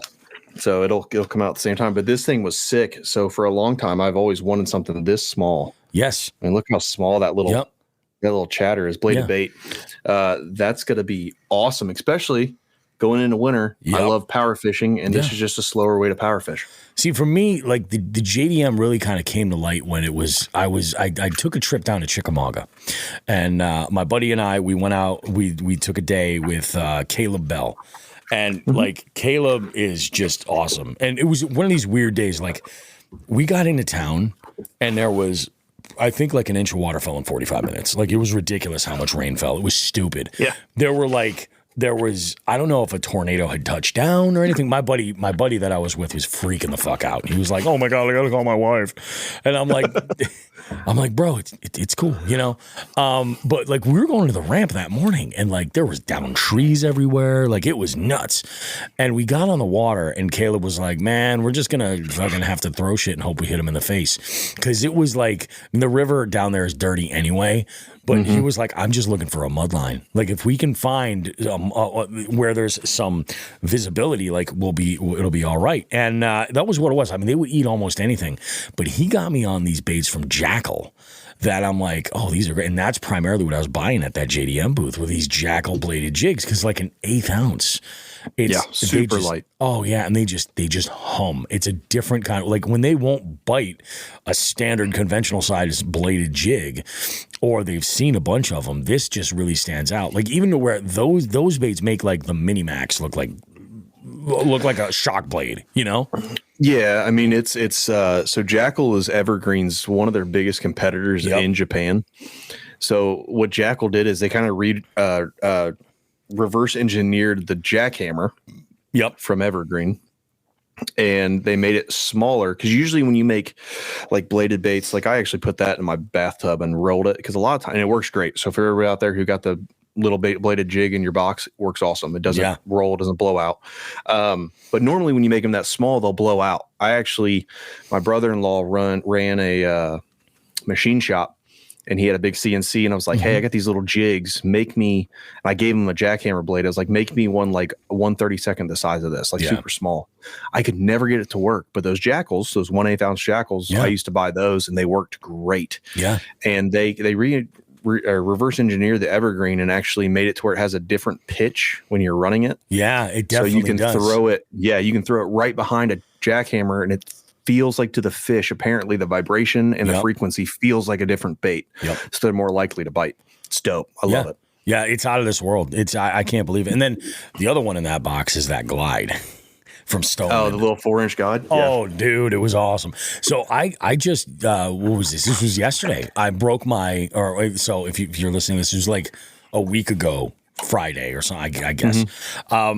It was I broke my smallmouth PB. It's 19 inches. Unbelievable. I couldn't believe this. Caught it on BFS on it was a 2.8 inch Kitech on a perfected ball head jig from Jig Masters. And this was after I was throwing like a 3.3 on like a Picasso quarter ounce jig head, but they were just grabbing the tail, not really grabbing. So I said, let's downsize and get that hook point a little bit further back. Next cast, literally, boom, pop this fish in here. 2 pound leader. Yeah, so I've been there. I've done that. It's cool, man. It's cool. It's terrifying at the same time. Yeah, it's scary. Yeah, like I have a BFS stick. Last year I caught a 20 around this time down here, and I was throwing a Ned rig on it. Oh yeah, and I always forget. Like you've heard it on the show, I forget like what I'm throwing, and I just set the hook like a madman every single time. Yep. So I've got 7 pound shooter leader to 12 pound braid, sunline braid on a very light, medium light Megabass Hyuga rod with a Aberdeen BFS reel that has been known for the actual spool to collapse if you set the hook too hard. Oh, it's that delicate. It's like, dude, you can't use anything more than 15 pound braid, or when you're just reeling, it'll start bending the spool. Really? Yeah. Oh, for sure. But it's sick because it can throw like a 16th ounce Ned head a quarter mile. Yeah. But I set the hook into this fish, and I didn't think, I thought it was a dink, just how it was playing with it. So I was like, I'm just going to rock this dink's world. And I set the hook into this fish, and it just stopped and started moving. It flashed. And that's when I immediately was like, oh no. You're like, what on earth did I do? Yeah, dude. And I thumbed the clutch, and I'm watching my line. I was like, dude, this is 7 pound leader. Like you had 2. That's even more stressful. Yeah. Oh, well, and that's the thing. I was trout fishing for like rookies in a tiny like crystal clear river, and I'm like, I got to downsize here. So I normally throw a 4 pound. I normally give myself a little bit of leeway and throw a 4 pound. Yeah, just enough. You can play 4 pound. But I happen to have 2. And somebody, when we were recording the show, I was telling a story. They're like, oh, that's like ice fishing line, and I'm like, yeah, it is, because that's what I used it for. It's for ice fishing leader, and I'm like, I haven't used it in forever. I was just like, oh, I got this. This will be great for trout because they're so spooky, and I'm like, we'll just give this a shot. And it worked great. And I forgot it was even on there. So when I tied on, it didn't even cross my mind. And I'm like, I same thing. Like I set the hook and I was like, okay. And I loosened the drag up a little bit. And like, oh man, I couldn't believe how freaking amazing that fight was. I'm so glad I had who I had in the boat with me as my net man. Yeah. Mike from Binya Outdoors. Like, he gets it. He just immediately, like, he was like, you set the hook and I felt it in the boat. And I'm like, yeah, that's awesome. I love that. But there's one thing I do want to talk, because like I remember when I was on the catch, I asked you guys, I was like, yeah, you guys are primarily like kayak focused. And you were like, not really so much. Like we're more like river focused. And at the time I was going through this thing where where I live in Western Massachusetts, we have a handful of rivers, but one of them is probably one of the best fisheries that we've got as a resource, and that's the Connecticut River. There's a striper run, there's shad run. Yeah. You're going to find some of the biggest fish you'll find in Hampshire, Hamden, and Franklin County in that river. I hate taking my kayak out there. I hate it. You know what I mean? It's like, you get that one random day where the wind is blowing the opposite way of the current, and you're like, this is fine, Yeah. And otherwise, forget it. I'm like, no way. Plus, to go spot to spot, you've got to go so far and cover so much. So this year I bought a boat, and I was like, I am going to push this thing. And I specifically chose a boat. It's only 3 feet longer than my kayak. Yeah. It's like more than twice the width. It's wide. For sure. Yeah. But it's sub 16, sub 17, or it's 16. It's 16 and a half. Yep. Yeah. Yeah. 16 and a half. I have a Titan. My kayak is a Titan 13.5. So I'm like, yeah, we're 3 feet longer than that. I was like, but it gives me plenty of room. And ultimately the reason why I bought it was to fish with other people. But dude, it has transformed my opinion of river fishing. I 100%, because I'm like, yeah, absolutely. Let's go and pick this apart, because it's every year can be completely different, 100%. Every month can be completely different depending on what the conditions are. Every day. So there's realistically, we just talked about on our last show with Ryan and Steve Baker from basically the Loveland paddle sports team, but Ryan and Steve they just won the Kayak Adventure Series Team of the Year, and then Ryan won Angler of the Year for that series. So we had them on to talk about it and stuff. Yep. But there was a quote I don't know how it got brought up, but I love this quote is every time, this isn't the exact quote, but every time a man steps in a river, when he leaves, it's not the same river that he got into, and he's not the same man that stepped into the river. Yep. And that's like it's a Greek philosophy quote, but at the same time, it also makes sense from a fishing aspect. Because every time you fish that river, the fish aren't always in the same spot. Sometimes they can be in the same area, but they're not the same spot. They hit stuff different every day. Yep. The fishing in a river changes every time you go. Like you said, weather. Oh yeah. How's current moving? A year later, a whole spot can no longer be there because current shifted or something moved it. Like that's why river fishing is just the bee's knees, because it's something new every time. Yeah. Even though I fish the same river twice a week, every week of the year, and the same spots are different every time I go. And that's the thing. It's almost like there are folks, I think, that they'll fish a lake or a pond and it's like their home base and it's comfortable. You know, they're like, yeah, I know that this rock pile's here. I know that this stump is here. I know that these pieces of cover are around that I can go and track down these weed lines.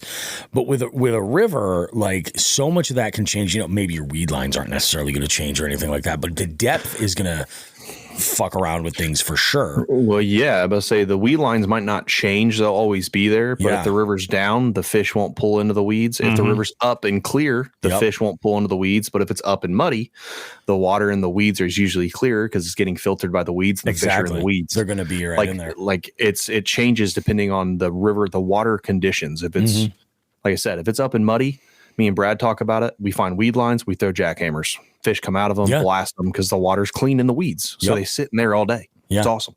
It's amazing. Like there's a lot of folks that just hate the plant life, you know? And when I say that, I mean, there's some anglers that are just like, yeah, I'm always getting snagged on weeds. I try to stay away from them. But like lakeside property owners generally hate the freaking weed. And I'm like, what they hate everything doing? Though. They really do. But the only thing they like are turtles.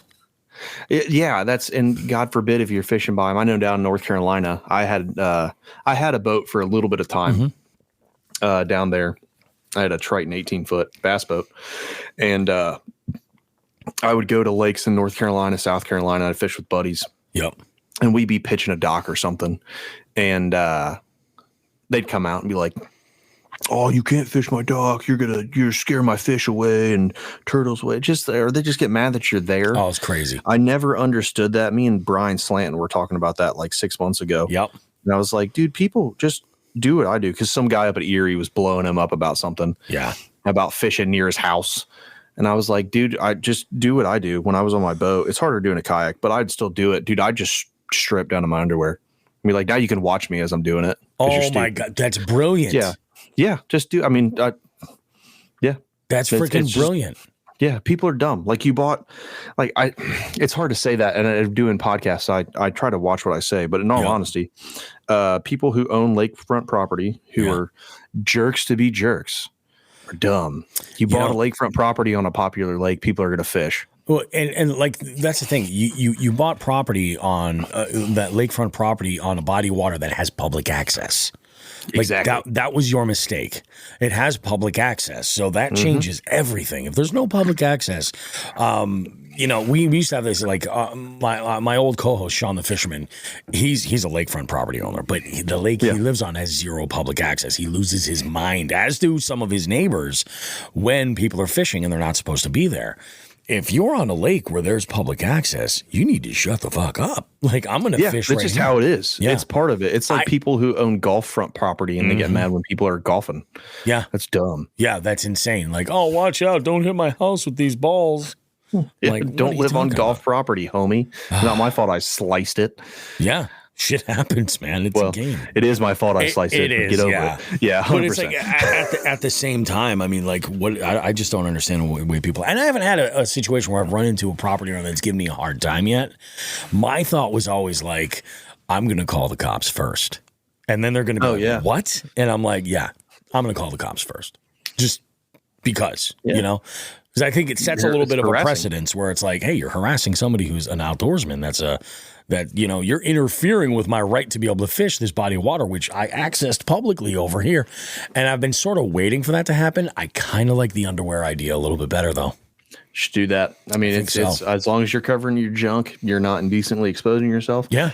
Your idea is great because a lot of states have laws in place, like Florida. Yeah. My buddy lives in Florida. Yep. Every time someone bugs him when he's on his boat, he calls the cops and they get a fine every single time. Oh, it's $250. And when that's the thing, when they give them the fine, that's the best because that's going to shut that person down. Like if you want to make an impact, get someone in their wallet because then they're never going to give somebody a hard time again.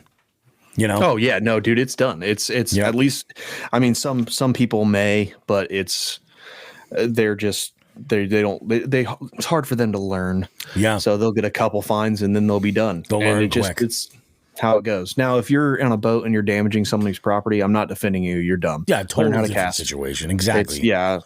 Don't be pulling in tunes on a pontoon because those are expensive as all get out. So. Like, I mean, just learn how to cast. I was out fishing with a buddy of mine. And again, I was throwing like a 330-second sounds jig. And it hit the ladder on the back of his pontoon. And I was like, oh, shit. But it was dead quiet in the morning. And the guy was like just going out with like a hedge trimmer to like clean up some landscaping. And he hears it, of course, because it's like ding. And I'm like, oh. And I look over at my buddy. I was like, oh, Jesus Christ, watch out. And he says, he goes over, he's like, hey, he's like, did you hit the boat? And I'm like, yeah, I zinged it. Sorry, won't happen again type thing. And I don't know if the guy expected me to just like throw him my credit card information or some shit like that. But I'm like, there was clearly no damage. I admitted to it. You know what I mean? It's like, what else do you want? Sorry. And not only that, I got right off of his dock and I went over to his neighbors. No, yeah. I'll say just pass the buck down. You'll be fine. Done deal. Freaking nuts, man. Freaking bananas. So 100%. Let's talk a little bit like confidence baits and stuff. Like I've heard you talk bladed jigs a lot. I assume that's on your short list of confidence baits. What else are you throwing like when you need to get them? If I need to get a bite, so jackhammers are definitely on my list. Yep. But they're not my need to get a bite bait. In all honesty, like if it's a rough day, I'm throwing a finesse jig. Yep. Either the Jig Masters finesse jig because I can make it basically T-rig it, Texas rig it, and make it weedless so I can throw it in crap. Or, I mean, it's a Ned rig. I hate throwing it. Yeah. In all honesty, because it's too slow. But if I need a bite, I know if I throw a Ned 9 times out of 10, I'll get bit on it. But yeah, I mean, short list for I need a bite is a finesse jig, Ned rig, which is essentially the same thing, just smaller. Yeah. Or a finesse swim bait, like a big Joshy. Oh big my thing God. Here. Yeah. Dude, a 2.3 big Joshy, throw that on a sled head from Jig Masters, and 9 times out of 10, I'll get a fish on it. That's kind of been where I have like 2 things that I'm looking for when I'm throwing stuff that's going to be a little bit more obnoxious, spinner baits and bladed jigs and stuff. I'm looking for either dirty water or I'm looking for like wind where it's going to break things up and I can get away with throwing shit like that. But if I go to a spot and there isn't like, cloud cover, it's really, really chill as far as, like just dead calm, I'm going to lean heavy to find those fish on like a medium-sized finesse swim bait, just to kind of go, once I get a strike, that's when I'm going to be like, okay, what do I got to do here? I used to be that guy that was like, yeah, I'm going to use a jig and a finesse jig or a Ned and I'm going to, find fish, which is awesome. I find like if I'm fishing a body of water, I guess it really all kind of depends on the body of water, really.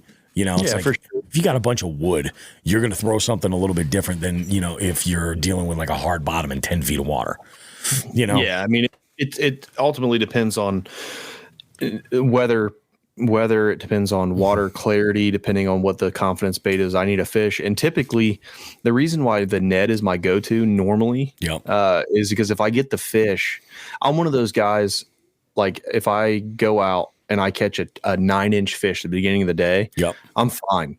Like I'm cool the rest of the day. The skunk's out the boat. And then 9 times out of 10, it's like, all right, I caught my Ned fish. I'm going to throw this 7-inch glide bait or this 9-inch glide bait. Yeah. Or a working class Citizen 7-inch for the next 4 hours. And then if I don't catch a fish, I'll reset, throw the net again. Sure. And then I'll catch a fish on it. And then I'll throw a bigger jig, I'll catch a fish on it, and then I'm throwing my glide bait again. Yeah. Like I've got to the point to where I want big fish, so I only catch that tiny fish on the Ned just to confirm they're there type thing. Yeah. I'll say it's finding the fish. If I find a 9-inch and then I catch another one right after that on the Ned, I know they're there and I can start throwing big stuff. Yep. Yeah, and that was like today. That's all I was looking for. I'm like, I'm getting taps on these really like light, finessey sort of presentations. I just got to find the right ones that just actually want to eat. Like I was throwing a drop shot, man, and I was just getting. There's one spot I guarantee I was getting hit by some bluegill, but I was getting good bites. They just weren't like committing to it. It was like a 3.5 inch flatworm, and I was playing the color game. I'm like, all right, well, let's try something white. Let's try this. Oh, nothing. All right, okay, cool. I went over to the other side of the body of water, near an island, and then just ended up smoking them. You know, just got to be in the right place. Like sometimes those fish in whatever area just don't want to bite. So, and you can only force feed stuff so much. Yeah, that's true. It's a hard lesson to learn, man. Yeah. When did you get into throwing like the larger swim baits and the glides and stuff like that? And what was your experience like on the learning curve? So I started throwing those in 2016. Yep. When I got back into fishing heavy, I had my mom, because it was up here, me and my wife were in North Carolina. I had her ship all of my baits that I had in my basement. So I had some old school big glides and stuff and all my old reels. I bought new rods, but I had all my old reels. So I just I had big glides when I was younger, 13, 14, but had one or two. Yep. And they were musky lures then, like in 2003 and 4, there weren't really a whole lot of big bass. Like unless you were out west, Mike Buca was out there making baits, and you had some JDM stuff, but it was harder to get. So I was throwing like big musky glides and stuff. But yeah, 2016, I kind of went back down the rabbit hole, got 3 or 4 depths, and then some other stuff. And I started throwing those pretty heavy there. That's when I really focused in on it. And it was like maybe 9 months to a year before I got bit on one. And there were like, no kidding, trips, like 2 to 3 day trips where I'm just throwing big baits, not getting bit on anything. And I just kept throwing it until I finally started learning cadences and where to throw them. It's not, they're not always a search bait in open water. They're like, especially from the bank, like throwing big glides and stuff can be demoralizing from the bank because you're just blind casting and stuff. Oh, for sure. Yeah. Yeah. I mean, it's like 9 times out of 10, if you're throwing a big glide on a bank and you throw it into the middle and you get bit, there's either cover underneath you can't see, or you got lucky. Yeah, exactly. And then you get so pumped, which is cool. You get pumped, the confidence gets built, and then for the next 6 monts, you're throwing in the same spot and you never get bit again. What the hell happened? Yeah, what did I do? And then, but yeah, it took me like 9 months to a year to get bit. Yeah. And then it slowly started becoming more common. I could go out and I could usually get a swim bait fish on bigger bodies of water like lakes and stuff. I could usually get a swim bait fish almost every time. It wasn't always big or anything, but I could get swim bait fish. Now river fishing with swim baits a little bit different. Like the last couple times I've gone out, absolutely smoked them on glide baits. No shit. Yeah, I'll say Brad's been smoking them a lot. He got 2 or 3 fish on his Chad the last time he went out. And then I went out last week and I got a 19.5 or 19 1/4 on a glide. Nice. And the time before that, I got like a 16 on a glide, and it's the fall. They're just eating. But I mean, it took a long time the learning curve sucks. It's the worst bait to learn to throw because the bite percentage is so low. Yeah. So it's hard to build confidence. Yeah, it's true. It's like when I first started fishing a jig, that was like, I was at the point where I'm just like, I am going to pick a bait and I'm just going to, that is what I'm going to work on as far as like learning as much as I can about it. And I started throwing jigs, and the number of things that I heard that would line up from different sources were, the one thing I heard all the time, and this stuck with me, they're like, you won't necessarily get a lot of bites on it, but the bites that you get will be the bigger fish. And that was what I was looking for. Like, I'm the guy that would rather go out. Like when I upped my new largemouth, PB largemouth this past April, right? 7-pounder. I was like, holy shit, on a jig. I was like, I'm ready to get off the water. I'm done.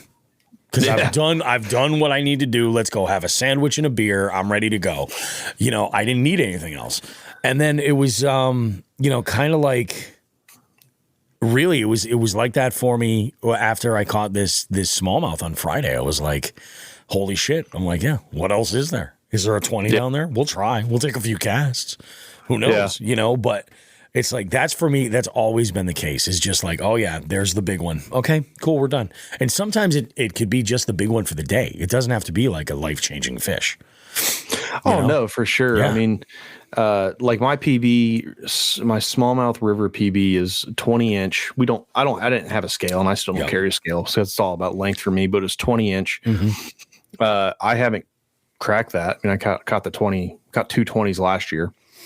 Haven't caught a 20 this year. Caught close. Got 19.75 earlier. Yep. But like, even if it's a rough day and I'm throwing a glide or anything, and I catch a 17, I'm cool. Yeah. Like, I'm fine. That's I got big fish. It's dope. It doesn't matter. But I feel that. Like when I caught that 19.25 the other day, I was like, yeah, I don't care. Like I'm down to get off. If we got off right now, I'd be okay with it. Like, I want to keep fishing, but if I get my big fish, because I'm tired of catching jimmies, hate catching small, short fish. It just is what it is. I still like fishing. For sure, I still love to fish. I like catching the fish. Yeah. But I want the big ones. That's all I really care about anymore. And so once I catch one, dude, I'm just chilling. Yeah. I'll get on my phone. Like Brad has a video. Like I caught that 19.25 and then I moved out and I was just sitting on my phone, just chilling for like 15, 20 minutes. Just my motor wasn't even on. I'm just doing like 360s in the middle of the river, just floating down the river. Just chilling. And then I fished just chilling. I let it run through me and I was like, all right, I'll start fishing again, I guess. So when, you're talking like catching like the bigs and stuff. Actually, you know what? This is really good because I'm going to be doing a video about this. I get a lot of people that ask me the same thing. They're like, why do you focus so much on length versus the weight of a fish? And I'm like, I guess like the human essence is like, when you say to somebody what 5 pounds is, they have an idea of what 5 pounds is. Yeah, you know what I mean? But when it comes to fish, like, I mean, for obvious reasons, like when we do our multi-species scavenger hunt, it's got to be CPR. So it's got to be length so that we can have people in like Nebraska and Maine and Florida and, Portland, Oregon, fishing together. It's got to be that way for the technology. But in all reality, like in this video that I'm going to be putting together, it's all about the fact that like fish don't ever shrink. Lengthwise. They do girthwise constantly throughout the year. They fluctuate up and down all the time. And folks love to use weight as like an indicator. Let me switch how I'm going to say that. Folks like to use the size of a fish as like the quality of a fish, because the bigger a fish, obviously it's lived longer and it's experienced more. It's harder to catch. There's fewer of them. There's a bunch of different factors that come into play. I try to explain that to people and they're just like, it's like one thing that hosting trivia has taught me is that people are fucking dumb. Yeah. You know what I mean? Like, well, they're so set in their ways. Yeah. I mean, it's been all of our all the fishing that's on TV is all weight. Yeah. Like, Takuito came in today and he got 24 pounds. Oh, that's crazy. 5 fish, 24 pounds. And that's a great day. Yep. But, the perfect example is 2 years ago, I was fishing this little pond and it was right after the spawn. It was a 21.5-inch largemouth. Yeah. Out of this little pond. It probably weighed 4.5 pounds and it looked like it hadn't eaten in like a month. Yeah. Because it just spawned out. So that fish was probably a 7.5 pound fish. Yeah. And it spawned out. Yep. So what to me or like to you or anybody out there? So it's a 21.5-inch largemouth, or you catch a 19-inch largemouth that weighs 6.5 pounds. Yeah. Which is like, that's kind of pushing it. But a 19 can weigh between 4.5 and close to 6. They can get there all day long. But to me, the 21.5 is more important to me because that fish is older. Yep. That fish has seen more stuff. It's like a 19-inch 6-pounder is cool. That's dope. It's great. I love that for you. That's awesome. But I would rather catch a 21-inch smallmouth that weighed 5 pounds than a 20-inch largemouth or a 19-inch largemouth that weighed 5.5 or 6. Just because that smallmouth has seen more, it's lived, just like you said, like the length of the fish determines the age. Like a 20-inch smallmouth can be anywhere from like 14 to 20 years old. Yeah. So like that's the grandpa fish. It's never going to get shorter. You know, that's the thing. Like, it's never going to get shorter. It's always going to be. And, you know, it's like you made a good point. Like, I catch a 19 that's 6.5 pounds. I caught a 6.5 pound. It was 22 and it was bloated. So for a 19 to come in at that weight, that thing must have eaten like a 3-pound squirrel like 15 minutes ago. You know what I mean? Like, it's, you know, and that's the thing with weight. It can be. I mean, not to like beat a dead horse, but like it could be a walleye tournament where people are putting freaking lead weights in there. You know what I'm saying? Yep. It's like it's crazy. But weight's very misleading because, like you said, weight fluctuates year round depending on. In spring, typically the fish are heavier. In summer, they're typically lighter. In fall, they start getting heavier because they feed back up, and then in winter, they try to maintain that weight so they can be a little bit heavier in winter. Yeah, but length never changes. If anything, it gets bigger. Like you go catch a 20, then the next year you realize that same fish 9 times out of 10 won't be right where it was at. It'll be a 1/4 inch longer, or 1/2 inch longer, or an inch longer. So they just get bigger from there. Yeah. It's freaking nuts, man.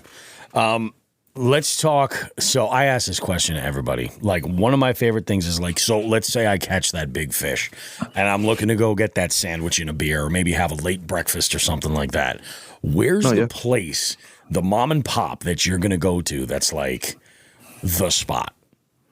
The spot? And I know you're not like the food guy. I'm really not. Like I've Brad's made fun of me, and all my friends do. They call me Chicken Nugget Man because I have such a like. But you know where the good nuggets are. Right. The good nuggets to me are like McDonald's, my guy. But the pink slurry. But if I just caught, like if I caught my PB and I'm getting off the water and I'm going somewhere and I had a pick, I would probably go. It's called Rip Rap Shake House. It's right on. It's right by Rip Rap Road here in Huber Heights, Ohio. But it's like it's an old biker bar.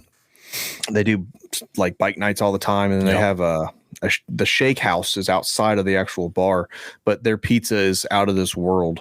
It's awesome. Shit. And then right when you get done, you walk out of the bar in the parking lot next to it. There's a shack that sells some of the best milkshakes I've ever eaten. Yep.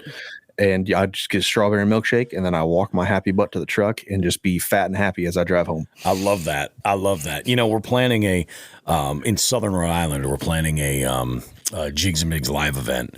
That's going to be a pizza party. And we've got friends of the show, Matt Thayer from Klondike Custom Creations, and his he calls himself the Ginger Chode, Pat Martin, and Pat works at DB's Pizzeria, and actually I went to a Surfcaster show there a little over a year ago, and we went into DB's to try the pizza because we heard such good things, and it's out of this world. Well, like a couple of months ago. He's one of our jig heads, Pat, and we were recording the show, and he says, "Hey," he goes, "We're talking about pizza," and this kind of turned into this crazy discussion. And he goes, "We have this guy who will order our buffalo chicken pizza, add onions, add pineapple, and everybody in the kitchen calls it buffalo nonsense." So Joe and myself went to go try this, and crushed both Matt and Pat's dreams when we said, like, it's fire. It's great. Oh, yeah. It's fantastic. And they expected me as like a pretty hardcore Italian American to be like, "That's not traditional. Fuck you guys. What are you with? That's not pizza." And I'm like, they were in for a treat when I was like, let me tell you something that Italians have been doing for a long time, taking cantaloupe and prosciutto and putting those things together. And it is amazing. It's unbelievable. But yeah, at the party, we're going to have samples of buffalo nonsense so we can actually take like a vote. And I was about to say, do like a survey. Yeah, see what people actually think about it, you know? Yeah, me and my old boss, we would do that. There's a place here called Jet's Pizza, which isn't like a mom and pop. They have multiple in the area, but it's more, I don't think it's nationwide. I'm pretty sure it's just in like this area of Ohio. But they have a barbecue chicken pizza. Oh yeah, and we would get that, and we would add Italian sausage to it, pineapple, and salami. And Dude, it's a weird combination of flavors, but it's so good. It like works. me and him would just destroy it in the break room. It'd be dumb. We get a large pizza. It's square cut. Yep. Oh man, it was over. I could get into that. Oh, dude, it's Definitely money. get into that. I freaking love that, man. Let's talk some of your So you've traveled a little bit around the country. Have you hit any of your bucket list kind of bodies of water that you'd love to hit? And if you haven't, what are some of them that you want to hit? So I hit. I'll give it half a point. I went to St. Clair this year, but I was at a bachelor party and I was the pontoon boat driver, and there was 8 dudes on the pontoon. Yeah. And the weather picked up to where there was like 7-foot rollers on St. Clair and everyone else was freaking out. So I was just driving the boat. So I cast it. I caught a 32-inch pike on a jackhammer. That's the only fish I caught. Not bad at all, but I didn't really get to fish it. So I'll give it a half a point. I knocked the Wisconsin River off my list this year. Yeah. Which was sick. Is that where you had the run in with the boat? Yeah. Where he almost killed me. Yeah. That was fucking scary, dude.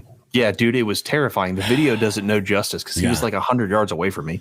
And for everyone out there who saw the video, it's like, well, you didn't go on the right side of the river. Yeah, I did. I followed what the locals were doing. I was in a foot and a half of water it's stupid. Yeah. Go to my TikTok and you can watch it, and it's dumb, and you see all the people telling me I'm stupid, but they're dumb. I got to go to the Wisconsin River. That was on the bucket list, but that's all I hit this year. Yeah. I want to go to the Susky, and I'm going next year because Kayak Adventure Series is having an event it's the Allegheny, but I'll be close enough to where we'll probably hit the Susky for a day. Oh, for sure. But want to hit the Susky. I want to go out west. I want to hit Clear Lake real bad. Yeah, that's on my list. And just throw big 10-inch Huddlestons and smack some largies. I'm hitting St. Clair Easter weekend. With one of our jig heads. It's gonna be a good time. I'm looking forward to it. And then I had fished so earlier this month, actually. No, actually I guess it was mid-October. I did a trip up to Cayuga. And I'd never fished it before, heard all kinds of great stuff about it. This is the worst kind of freaking trip, man. It was a blast. We had a great time, but the fishing was ridiculous. I managed to catch fish every time that we went out, but it was laughable. And we were doing a slot limit tournament, so not a great idea to go to a big fish fishery.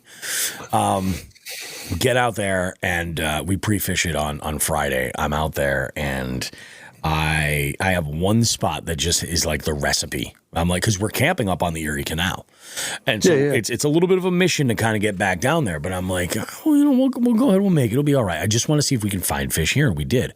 The weather turned, and day of the tournament, we could not find a goddamn bite over there. Couldn't at all. We ended up going back up the river into the canal. And I resorted to sticking to BFS and throwing like a tiny a Bronco blade, like a miniature spinnerbait. And I ended up catching 2, I think maybe 7-inch largemouth. Yeah. Just the smallest fish ever. Got off the water for the tournament. Tournament had ended and all that stuff. And I'm throwing around. We were actually, because one of the cottages was right next to the water. And these bait fish are busting everywhere. And we're just like, screw it. Let's grab our rods and just we'll bank fish until the sun goes down. And I think I caught like a 9-inch largemouth. I probably could have entered it into the multi-species scavenger hunt, but wasn't even thinking about it. Next day I went out, caught a couple. I was like, you got to be kidding me, man. I'm like, it was ridiculous. I made so many like sarcastic TikToks and Instagram reels and stuff. It was absolutely out of this world. But I want to go back, And I'm like, I've got unfinished business there.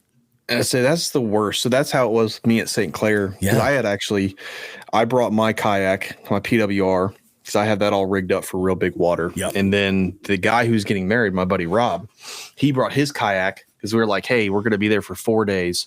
We'll go out with the guys, 2 or 3 days. And then you and me will just get up real early one morning and we'll put in, because our house was on the lake. Yep. Like you could see it. So I'm like, yeah, we'll put the kayaks in and we'll go. And I was like, you feel comfortable? Because he was in like a Pelican 100. It was a small little boat. I was like, you cool? I mean, it's not super deep, but it's big. Like it freaked you out a little bit. He was like, yeah, he didn't care. So we were going to do it. And beer happened. So he happens. It does. And not like the only word I can think of is shade. Like I don't care. So I'm sober.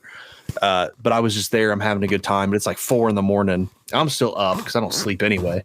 And he was like, he looked at me in his little drunk stupor and he's like, I don't think we're going fishing. And I was like, I don't think you're going to be up in 5 hours. Man. Yeah. And we got to drive home in 6. Yeah. So yeah, I don't think we're going fishing, homie. And that's what happened. He didn't wake up for like 20 minutes before we left. And I was like, hey, it happens. Like I wasn't, obviously it's his part. For sure. So I'm not mad at him. I don't care. Yeah. But the fishing was so bad both days we went out because we had to fish. We were in a pontoon, which sucked. I'm fishing around 5 or 6 other dudes, which is, I mean, it is what it is. There was room, but I couldn't really make casts. We couldn't hold spot. And were they dudes that knew like how to fish? You see, that's 3 different. of us. That's 3 of tough. us did. One guy was learning, so like nothing on him, but he was making some casts. And then the first day we went out there, weather was way better. And we're going out and there's a lighthouse. There's 2 lighthouses right where the main shipping lane is. Yep. Pretty much 5 or 6 miles away from the actual border of Canada. And those lighthouses on normal good days usually hold fish right off the lighthouse. So I had a drop shot tied on, I had a jackhammer, and then I had a Joshy tied on.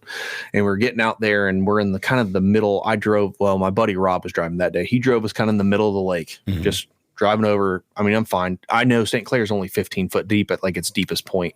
Oh, really? It's not super deep. Yeah, it's pretty shallow other than the shipping lane, obviously. Yeah. But like the most of the lake's 15 to 20 foot. Like it's really not that bad. And, but we're probably half mile offshore. And one of the guys was getting a little sketched. Yeah. So we got halfway there. We had made, the lighthouse was 6 miles away. We made 3.5 mile run. He was like, Rob, can we go back? I just don't feel good. And I was like, at the time, I was like, you're joking me, homie. Like you can see shore. And I even looked down. I was like, dude, if we fall in, I'll swim you back. Like you'll be all right. I promise. Exactly. We have life jackets. We'll be good. And he was like, I just don't know, Rob. Can we go back? I thought you meant he was like seasick. No, he was getting like anxious. Oh, like he was anxiety was killing him, and he just didn't like being on the water. And I got you. Yeah, man. It happens. I understand. I was mad at the moment though because for sure, because you're like we're out here. Yeah, dude, I'd got points from a buddy who fishes it regularly. I got a couple spots from Taku from when we had him on the show. He sent me some stuff, and I was like, dude, we're almost there. He's caught fish there in a Bassmaster tournament. The fish are there. We're going to catch fish. Yeah. But we went back, and so that day was kind of shot. So I know what you mean. You go somewhere, and it doesn't live up to expectations. Yeah. So I want to go to St. Clair again next year, but I wanted to go either by myself or like with Brad. Yep. Someone I know, hey, we're getting up at 4 a.m. Well, me and Brad were getting up at like 6:30, but we're getting up at like sometime, and then we're going to fish all day. Yep. We'll bring food with us. We don't have to get off the water. We won't get off the water until it's dark outside. That's the way to do it. And we'll find fish. So that's why, like, dude, I want to go back for the same reason you want to go back to where you went, because you know there's fish there, and you went on a bad time, and it doesn't ruin the trip, but it ruins an aspect of the trip. It definitely ruins the fishing element of it. You're just like, for sure. You know, this has a reputation as being a big fish fishery. I mean, dude, what was it? Was it July? They broke a state record there. Yep. Like 12.5 pounds. I was like, okay, so there's big fish in here. I'm in, you know, again, for that tournament, I wasn't going to do anything. Are you doing tournaments now? Are you still competitively fishing? So I did when I first got back into it. I did 2 local trails here. Yep. I did almost every tournament on them, and then I stopped. From 2020-ish till this year. I did my first tournament again. I did the Wisconsin event for Kayak Adventure Series. There you go. Nice. Which I'm still lackadaisical about it. So like, so was Brad. He doesn't do it anymore. We pretty much stopped at the same time. Yeah. Mostly because with tournaments, you have to be on the water at a certain time. You have to be off the water at a certain time. And like, we weren't going to do the Wisconsin one, but Drew was like, you guys need to do it. And I was like, man, I'll do it, but I'm not getting off the water when I'm supposed to. Yeah. Like, exactly. I'm sorry. It is what it is. Like I'll do it. Like I'll get in it. And, he was like, well, I mean, just nothing will count. I was like, I don't care. Yeah. Like, it's not even about that. I don't even really want to, I just want to fish. And I'm so lackadaisical about it. The first day of the Wisconsin event that we got on in the tournament Friday morning. Yeah. We had pre-fished it the day before, and we didn't even go where we pre-fished because we just wanted to hit as much water as we could because we weren't really in the tournament. We were just fishing. And so we got in the tournament, and he was like, yeah, get in the tournament. So we got in because we had helped. Me and Brad cooked a lot, all the breakfast that morning and stuff. And he's like, dude, you guys didn't have to. Thanks for helping us. We're going to get you in the tournament as a thank you. And I was like, you don't have to. Yeah. And then, I was like, I'm not getting off when we're supposed to. It just is what it is. I want to keep fishing. He was cool with it. He didn't care. And the first day we went out there, I forgot the identifiers. So me and Brad didn't have those. Then we got some. And then Dustin Hoy, who was at Raccoon Creek here in Ohio, he runs a shop. He was at the same ramp we were, and we forgot a pen. So I was like, hey, Dustin, you got a marker that we could use? He was like, yeah, man. Like, yeah, I got a marker. And then from me saying that to him saying yes, which was about a 12-second span, me and Brad got our boats, got down to the ramp and left. And we got like a mile away, and I was like, Brad, we forgot to get a marker. And he was like, I was like, who cares? So Brad put up like 75 inches that day. I put up like 85 inches that day. And then the next day when we actually had everything, fishing sucked. Yeah, that's because we went to the same spot, and the spot that I caught all 5 of my good fish off of the day before, there's a dude, me and Brad call him, it's the Russian boat. It was 2 Russians that are straight from any Russian mafia movie you've ever seen. Sitting there on this giant rock pile, catching everything that can be seen and throwing them in coolers. Yep. Yeah. You see those everywhere you go. It's like, I know. Yeah. I was so ticked. I was so mad. But so yeah, I've made a stand. Next year I'm going to focus on it a little bit more. I might do a couple locals, but I'm going to do at least probably at least 3 of the Kayak Adventure series. Like, pretty. And those are great ones to do because they're in your wheelhouse. They're river focused. They're, they're laid back. Yeah, they are. I would say like I did trivia over at the Fiesta at the Susky, and like conditions for that were terrible. That was like Hurricane Debbie came through. It was just like the first day I went up to Drew and I was like, dude, do you really want to do this? Like, do you think are people like what's the vibe? Like, what are people thinking? Are they going to want to stick around for an after party? Like all that shit. Like, or are they pissed that now fishing they're losing out on this much fishing? He's like, no, man, we got to do it. It'll be fine. It'll be great. And it was really good. We had a great time with it. But it was like the fishing was insane. Talking to other people, I was like, you got to be kidding me. This is like, it was nuts. And that's one of those bodies of water. Like I brought the boat down for that because I was actually expecting, like I thought Zach and I thought both of Zach and Josh were going to be in my area.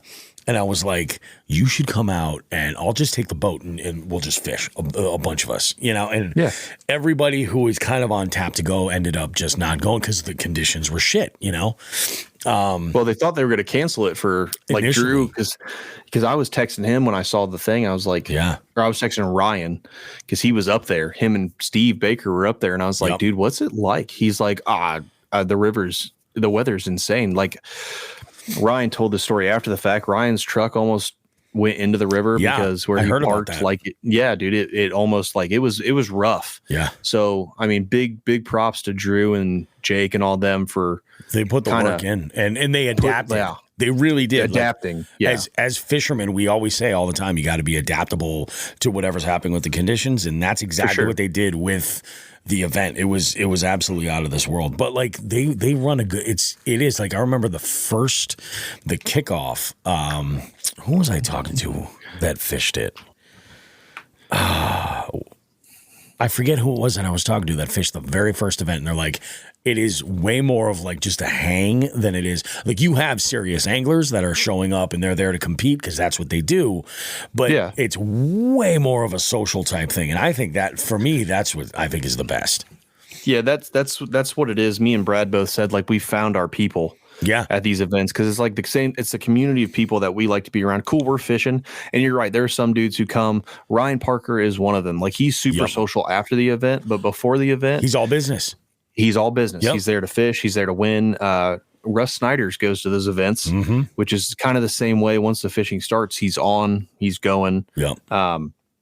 But what's cool, unlike any other tournament, like even the Hobies, the Bassmasters, locals, even after the first day of fishing, they'll have meetups and stuff. Yep. And everyone, even if they're super, hey, we're in the tournament, that's all we're doing. Right when they get to the meetup, it like flips a switch. Yep. And everyone's And just they're just chilling. homies. Everyone's talking. And that's exactly what it is. It's like it's that community of people, which is the big thing the River Bassin Trail did back in the day. Yeah. And Drew has successfully replicated it in the Kayak Adventure series. For sure. It's funny too, because like I always look at this and you know, I mean, I only really got started serious with fishing in my 30s. And I was like, oh yeah, you know, I'm going to figure I'm looking for a hobby that's cheap. That was a fucking dumb wrong statement. And you know, it was one of these things. So like a lot of these times I'll be talking with some of these folks and I'm familiar with the names, you know, because of the podcast. They come up in conversation and things like that. And I'm like, holy shit. I'm like, I don't belong here. You know what I mean? Like, I'm the one that's like, plus like my fucking crippling social anxiety. I'm like, oh, all right, you know, let's go fucking duck out in the back and smoke a little weed and then come back and see if that improves anything. Which is a crapshoot. Sometimes it really does. But like, you know, when you're in those circles, you realize that like they're just dudes. You know what I mean? Yeah. At the end of the day. And they're oftentimes way open to sharing their experience and like in a roundabout way, educating other people in the process. Yeah. It's really, really cool. We did a round table at the theater where they basically moved the brunch to get more time to fish. And they did it on the last day. And you know, everyone that was there, we did this round table about basically gauging rivers and, you know, got into some safety and stuff like that and strategies. And it was unbelievable. Like, it was so cool, the stuff that folks were sharing. And then I'm like, holy shit. Like, there's way more fishing experience in this room right now than the years I've lived, if you add it all up. Oh, for sure. Dude, I had that same experience. So I met Drew at the Columbus Expo in 21. Yep. And it was like kind of starstruck-ish. Yeah. I was like, dude, you're Drew Gregory. Like you're a Bassmaster. You're Drew Gregory. Yeah. Yeah, dude. You're a Bassmaster, you're a Hobie winner. But then talking to him and getting to know him it kind of helped me in my podcast area. Yeah. Being able to talk to people. Cause like now when I talk to people, like I haven't been starstruck by anybody. And it's not that they're not important, influential people in their areas. Yep. It's just that I just assume they're just normal people. Yeah. Like when I talk to Taku is one of the most down to earth dudes. He's the happiest dude I've ever met. Yeah. Matty Wong, happy. Like, dude, he's just a chill dude from Hawaii. Like if you would just assume if he wasn't a Bassmaster, he'd just be a surfer, which he is. Yep. Like, and then there's Jeff Little.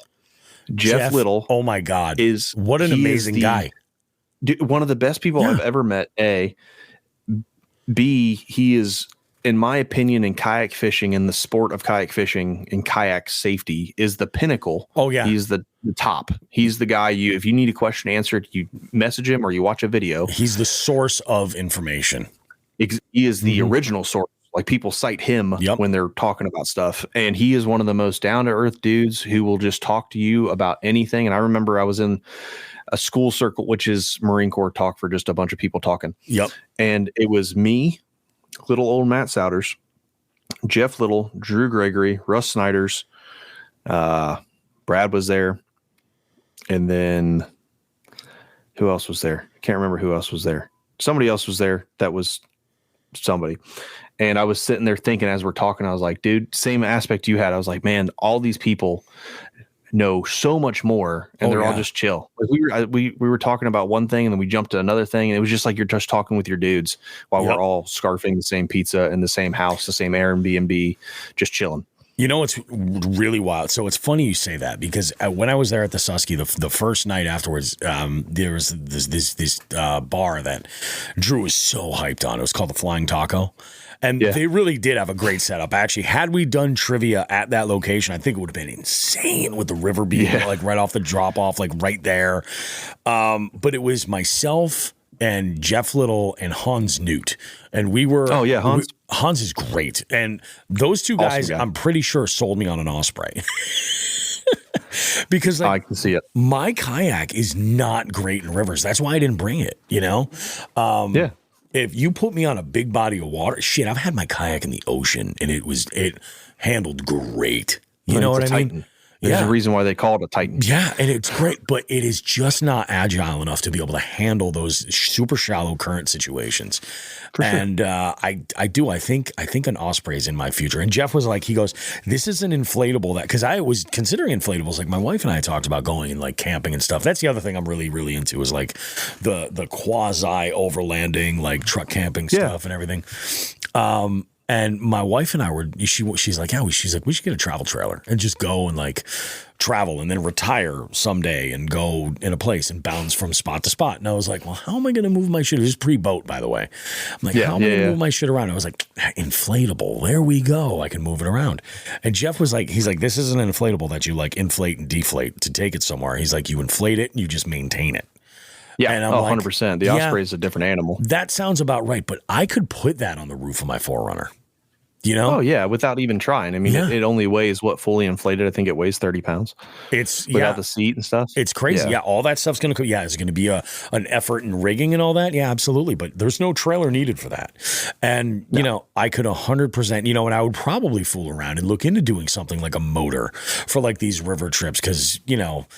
I'm one of these guys that like I like to go downriver as far as I have to and then fish my way back up. I know that's not the easier, more preferred way to do it most of the time. But I just like that. It's for me as a new river angler. I like to cast upriver all the time. You know, you should be casting upriver. That's what you want to do. Yep. So it's more, the bait's more national. Like when we don't do a whole lot of floats anymore, me and Brad, because we both have Newports on the back of our boats. Like I have an NK300 and he has a 180 on his Shoaly. So we haven't done, I think we've done 2 floats this year. Brad's done a couple more, but I see almost no point of doing a float because I can do like 20 miles on my motor if I want to. And so where we put in, we just go upriver normally, not always just because where we're putting in, but normally it's always going upriver and fishing upriver because that's the more natural presentation for the fish. Yeah. And then you fish your way back down. But yeah, dude, a motor, it makes fishing rivers so much easier because current is no longer a thing. It's just not like there's some times where current's really rough. That's why I got a 300 is just because I can do everything now. Yeah. So I like that.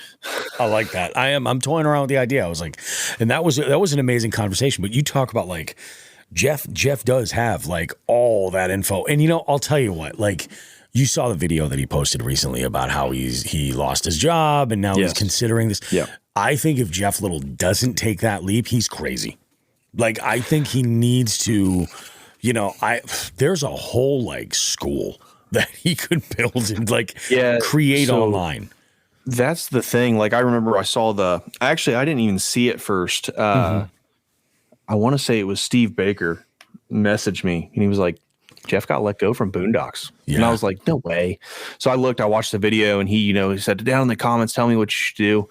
And he has a point because I just said to him, I was like, I agree with you. I think he has many different avenues he could go down and be successful because he could, like you said, he could do a school. Yeah. He could really focus 100% on the media side of it and be a contractor for everyone. Because in my opinion, you'd be stupid to not contract Jeff to promote your product. Absolutely. That'd be dumb because everyone in the kayak industry would want the product. Yeah. It's just how it goes because it's Jeff Little's name attached to it. But I get where he's coming from at the same time because I've been toying around for years. Yeah, I want to open my own bait shop. And that would be, it would be like I don't know if you're familiar with the hookup tackle out in Arizona. Oh, I'm familiar, dude. Yeah, me too. Because I probably could have opened a bait shop with all the money I've given them. Yeah. But like I want to be the East Coast version of that. Yeah. It would be super cool. I would love doing it. But I can't do it because there is a fear of doing your own thing. Like you run 100% your own stuff. Yeah. You know the fear. It's hard for me now. It's hard for me to get over that. And I think that's Jeff was toying with that in that video. He's like, the guaranteed of a 9 to 5 and benefits and everything there and not having to wonder where your next check was. I understand that. And that, like, for me, that's why I still do my job. I run a Camping World store. Yeah. It's not my dream, but it's a job. The benefits are good. The pay's good. I'm comfortable. Yep. It's just I can't break away from that. Jeff is the type of person where he is social enough to do it. He has more skills than are needed to do it. Yep. He's if he doesn't do it, I expect some company, they would be stupid. He'll be with somebody by the end of the year if he doesn't decide to do his own thing. Yeah. He'll be designing something for someone because he is a mastermind. It's funny because I had initially, I thought the same thing. Like, he really needs to be his own entity in the fishing community. I mean, not just the paddle sport side of it. Like, I mean, just the fishing community as a whole, because he's so already well known and already has this amazing reputation working with these established brands already. And like a lot of the time, like, I don't know the reasons why he lost his job or anything. I have a sneaking suspicion it was 100% budget focused, and that's what it was. You know what I mean? Like, that's the risk with having a regular gig. There is another thing, and I'm wrestling with it now. When you do work for yourself, you lose paid time off. Now, with what Jeff wants to do, or what Jeff has been doing, he's been traveling and he's been doing these things, and he could kind of parlay that into his own brand and do whatever he wants. So that's a good thing. But like, for me, there's events that I want to do where I am losing thousands of dollars if I take a week off, simply because I'm not asking drunks questions in a bar. Yeah. You know what I mean? So that's the thing a lot of people don't think of, which is like what I thought. Like, me and my wife like to go to Florida every year. She's a Disney nut, and I'll be honest with you, I'm a Disney nut too. I love Disney World. It's freaking awesome. I feel like a child again, and it's great. And scale of 1 to 10. What are the there. chicken nuggets like at Disney World? I had the chicken strips from Casey's. Yep. They're a 9.8 out of 10. A 9.8. Okay. They are freaking awesome. All right. But see, when I go into Disney World and I walk into Epcot, my palate changes and I'm down to try anything. Yep. It's weird. I'll eat anything in there. I might not like it, though. Yeah. But when I leave, I'll be like, yeah, dude, let's go to Wendy's. Like, or Taco Bell. Let's go to Taco Bell. I'll get my meat only tacos and I'm done. And we're great. Because I'm a child. I just am. It's great. Fair enough, man. Yeah, dude. I know what I like, and I'm 34 years old and I can do that. So but that's the thing a lot of people don't realize. When you run your own business, there's no more time off. Like you said, there's no more time off. Yeah. Sick days are way more stressful because if you're sick and you cannot do your job. Oh yeah. There's no, I'll get paid on my check. I have 30 hours of floating holiday. No, you don't. You have 0 hours of floating holiday. You're losing that day's profit. Just how it goes. Now with Jeff, like you said, Jeff's a little bit like, if he does the media side, dude, it would be, if he could full-time focus on YouTube and stuff. Yep. Dude, it's the second coming. I hate to say this, but it's the second coming of the Googans. Like the whole world 100%. Yeah. Could get from, he would be the name. Yep. He just how it goes in the kayak and fishing community for sure. And you know what's amazing about his stuff is it's watchable. It's very like his delivery. He's a really great teacher. For sure. He's just got that, like, he's like the high school physics teacher that you're like, yeah, all of a sudden I understand these concepts that I never figured out. And it's just, he has a way of like relating these things to where anybody can pick it up, and it's badass. Yeah. I see big things happening for Jeff. I was like, oh yeah, me too. I'm like, that's a cute video, Jeff, but I think you're going to be A-okay, buddy. I really think so. Yeah, dude, he's gonna do big things. I'm excited for it. I mean, me too. The podcast being on the Paddle and Fin and the Catch has given me the opportunity to have relationships with all these people. So I'm excited to see it as it grows, and then me text him and be like, "Hey, Jeff, remember when you were worried? Yeah, you don't need to be worried, buddy. Like you're good."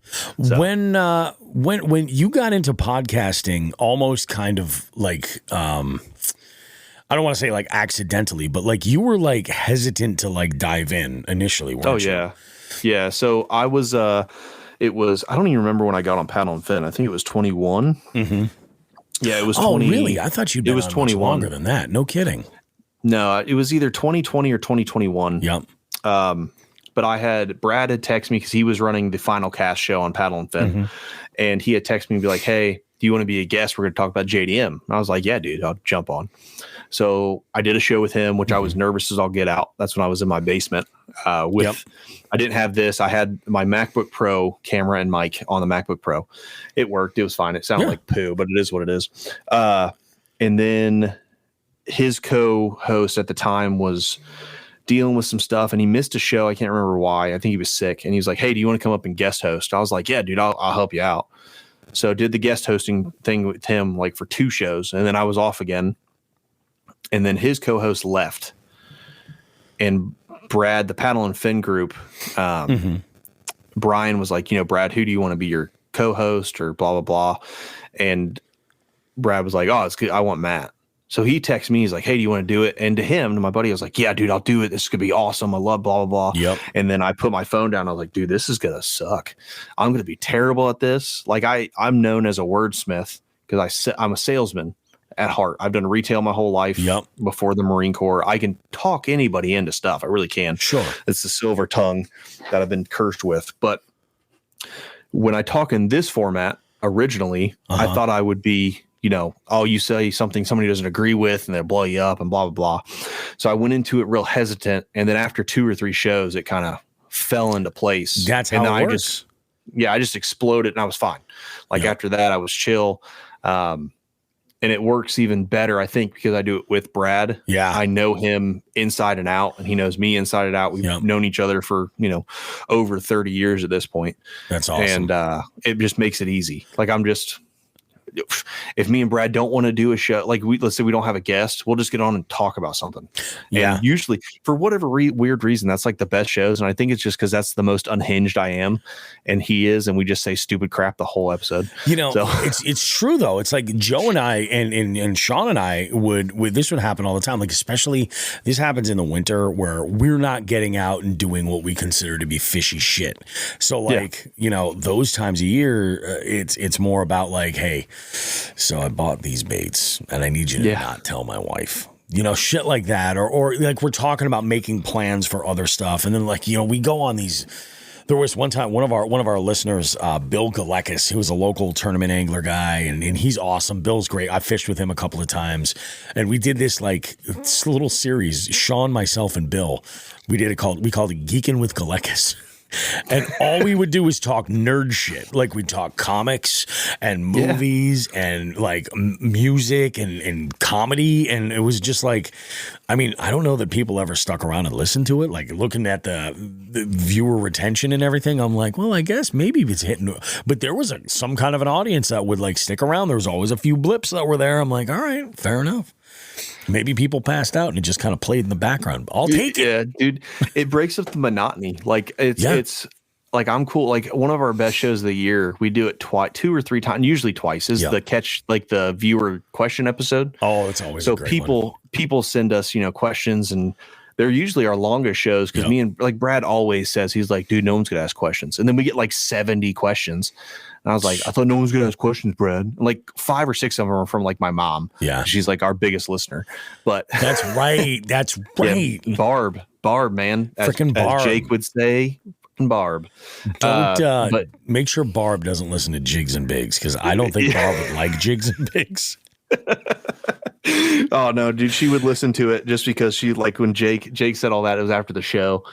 And the first time Barb ever heard tits and ass, smoke some grass. Game over. But in all honesty, she would be like, "Yeah, I just skip over those parts. I think Bobby does a really good job. Like she's just one of those people. Like that's awesome. Well, she'll always find the best. Quintessential Ohio mom, like 100%. Oh, that's awesome, 100%. Dude. I freaking love that. Yeah, dude, best mom in the world. She sports on everything. And but like we always get all those questions, and Brad's like, the first time we did it, he's like, I hope people don't think we're copping out. And I said the same thing. I was like, dude, it is what it is. If they don't like it, then we'll do something next episode. It was in the little winter. We couldn't get a guest, and this was on the final cast. So iCast is already gone for like 4 months now. We've talked to everyone from it. Yeah. There's no new baits coming out. There's no new products coming out in December for fishing most of the time. They don't do releases then. Mm-hmm. We would get an occasional, like we'd get Hans on. Hans is a regular. We get him to talk about the boats they released at iCast. We usually wait till December because it's a good episode in the middle of December. Yeah. But the first time we did that question episode, we were both like, dude, it's gonna suck. And we got like 40 questions, and we answered them all, and it's one of the best ones that gets listened to. So now we love doing it, A, because we get to connect with people, and B, some of the questions people ask are just like unhinged, and it's awesome. Yeah. Love it. No, I think that's freaking awesome, dude. I love that shit. Hey, before we wrap up, let's go ahead and I'm looking, the cornerstone of what Jigs and Bigs is all about is talking fishing stories. And every angler's got a million of them. So what I'm looking for from you is two. I'm looking for the one that, like, let's say you go to like somebody's wedding or something and they're like, oh yeah, Matt, so-and-so told me that you fish a little bit, huh? What's the one that you're going to lead with? Like, it's, something that you like the moment you're most proud of, or the one that sticks out to you the most. And then the other one that I want is the one that's the biggest sort of where the shit hit the fan and it was like, oh God, this is a mess. Yeah. So the one I'd lead with, and I do it a lot, it's on an old phone that's current, like the pictures of this fish are on an old phone it's an Android, so I never have them again. It's on the bottom of the New River in North Carolina that has a 12.9 pound largemouth picture on it and a video on it from when I caught it. I was in Okeechobee in Florida. Holy fuck. I was with my buddy. He was in the Marine Corps with me. He got out for reasons. He moved to right off the lakeshore of Okeechobee, like not too far away, bought a boat, living his best retired veteran life. Yeah. Oh, yeah. And I would go down there, and we went down there, and we were pitching grass.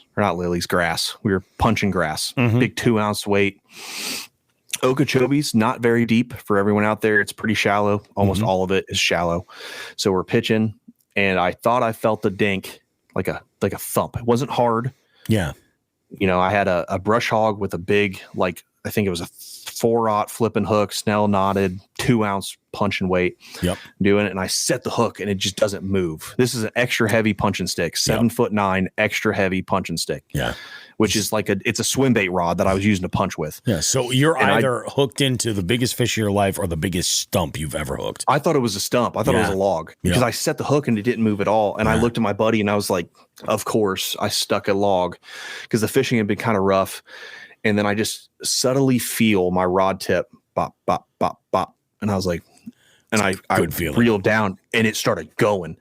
It took me like 4 or 5 minutes to nurse this fish in, and it was hooked great. Yep. Like I just couldn't horse it. Yeah. It was impossible. Yeah. Like it's impossible to get it in. And this was thick grass. Oh yeah, dude. Yeah. So I was pulling another like 2 pounds with it. Exactly. So, and I remember we got it in and I'm sitting there and I'm like looking at this fish, and my buddy has his phone and he's recording like the whole fight because he didn't net because we didn't have a net because we're stupid. So I literally, get down and get this fish, and I'm sitting there and like, when you catch a real big fish after a fight and there's like all the weight, the adrenaline just drops. Oh yeah. And you're sitting there and your hands are shaking, and I'm looking at this fish. I was like, dude, this is my biggest fish. This is my PB. This is the biggest fish I've ever caught. Yeah. I'm never going to catch a fish bigger than this again in my life. Yeah. And I'm sitting there and he's like, all right, let's put it in the live well. He pumps his live well on. We put it in the live well, and I'm just sitting there. Roland Martin and Steve Martin roll by in their boat, and they stop and they're like, hey guys, how you doing? And I was like, I caught a 12.5 pounder. And he's like, what? I was like, yeah, I caught, and just like that. I was like, I caught a 12.5 pounder. And he was like, what? And I was like, yeah. And I went back to the live one. I pulled it up, and Steve was like, oh man, that's huge. And I was like, that's also the story how I met Steve Martin. Never talked to him again after that. Try to get him on the show. He doesn't answer back. But anyway, but yeah, dude, I showed him that fish and got a picture with him and the fish and everything. And then the week I got back, I went out of my kayak and I flipped it. And my phone is now in like 30 foot of water that has all the pictures, the videos. I asked my buddy, like off my wife's phone, hey, do you have that? And he was like, no, I sent it to you and deleted it. And I was like, okay. So yeah, dude. So that sucks mostly because we all know fishermen, right? Like all fishermen embellish. Mm-hmm. So I hate telling that story sometimes because I don't want people like, oh yeah, I'm sure you was that bit. But it just was. It's awesome. That's the proudest, not proudest, but the coolest fishing story I've had. And then the one where everything just went to crap instantly. I was with the Dark Horse guys. We were doing a float. It wasn't even instantly. We were having a pretty good day. Yeah. This video is also on my Instagram if anybody wants to go watch it. And we were getting ready to get out. Zach and Josh were taking forever to get out the water. That's how it is, yeah. I know. And Brad was just waiting to get off the water too. So I was like, well, while they're waiting, I'm just going to fish. Yeah. So I was fishing and we're talking and just laughing and everything. I'm not really paying attention. And one of my rods starts, you can see in the video, starts sliding in. I had just put seat risers on my RVR. Yep. It was literally the night before. So I had no experience with it all day. My center of gravity had changed. I didn't really pay attention to it. The rod started going in, and you see in the video, I just lunged. Before the risers, it's fine. I can lunge in that boat all day. I can walk around in it. It's fine. With the risers, my center of gravity is so much higher. Dude, I just went. In the video, like, what's so cool, the cool thing about this in the video is, like, you can see a jerk shads fluking in the water. Oh, yeah. Z-Man used that video. Catch used it or Rogue used it because there's a catch board in the middle of the camera. My phone was on the whole time. I recorded my phone. And it was in front of me like this. So it recorded everything. Yeah. What sucks is I lost a Douglas X Matrix 745, my old jackhammer rod. Yep. And a pretty much brand new Shimano Bantam on it with my last year, my last black evergreen jackhammer that I got from JDM Portal because you couldn't find them anywhere. No, yeah. Just went in 21 foot of water in the river. Yeah. So I mean that's all that's all I lost. I clinched the other 5 rods I had with me. Yep. But I broke one of those when I did that. So that was like the worst. Other than, dude, sometimes I get really ticked off on the water. Yeah. And when one little thing goes wrong, like Brad will tell you, it's over. Like he'll motor away. Yeah. Because I'll have like a meltdown. I've gotten way better. Yeah. I used to be really bad. And we had Chad Pipkins on the show and he's like, stop doing that. Just take a breath and move on. I was like, yeah, Chad, that's so much easier to do for you than me. But I've gotten better at it. But yeah, dude, sometimes that moment right after that, it's like an unraveling. You know what I mean? Oh, dude, I totally relate. Yeah, think of a wind knot coming off a spinning rod. That's exactly how it is. Like when one little thing goes wrong after a bunch of other little things that shouldn't bother you, it just builds up and it's over. It's done. So there was a day this summer where I was out with my buddy. I talk about my buddy Paul all the time. And I recently shared an amazing story where I put him in charge of the trolling motor with the remote. Yeah. And it's fucking amazing. I love this guy like crazy. I do. He's my brother from another mother. I love this dude. But holy fucking hell. We are on the Connecticut River, right? And we had just fucking had a run-in with the EPOs. Right, doing a whole safety check, checking our licenses, the whole thing. These great guys. Like they left, and I was talking to them about the podcast and stuff. They were great, and I'm like, I love the fact that they're out there doing their thing. Paul's all shaken up from this a little bit, and I'm like, it's all good, man. We're good. Don't worry about it. You know, they did tell me they're like, you need to get a throwable. That's the only thing that you're missing. I was like, done deal. I think I had the boat at this point for like 3 weeks. Yeah, so you were still like you didn't even know you needed a throwable. Exactly. I was like, well, no one ever thinks about this a throwable. I mean, I don't know. So we remedied that and we're good to go. So we're on the water and like we had been grinding so hard for probably about 4.5 hours at this point. And it's like, I'm a morning fisherman because I look at it like this. I like to get out there as the sun's going up, then I have all day to fix it. Oh, yeah. You know what I mean? Like if it's a mess, but at night, especially like when I'm on the boat, like I haven't navigated that yet. You know what I mean?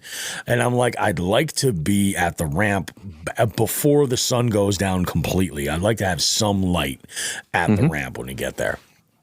So we're getting to this one spot and we're just picking shit apart.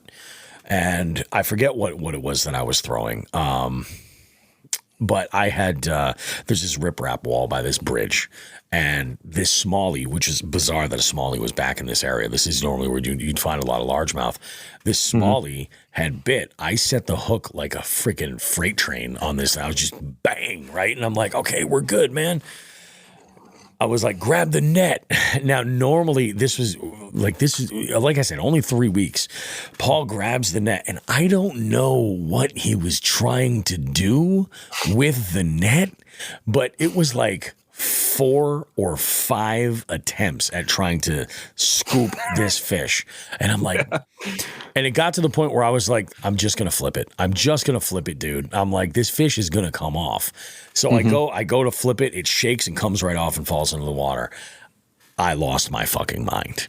Oh yeah, dude. I think people we were in Massachusetts. I'm pretty sure that people both in Vermont and in Connecticut heard me.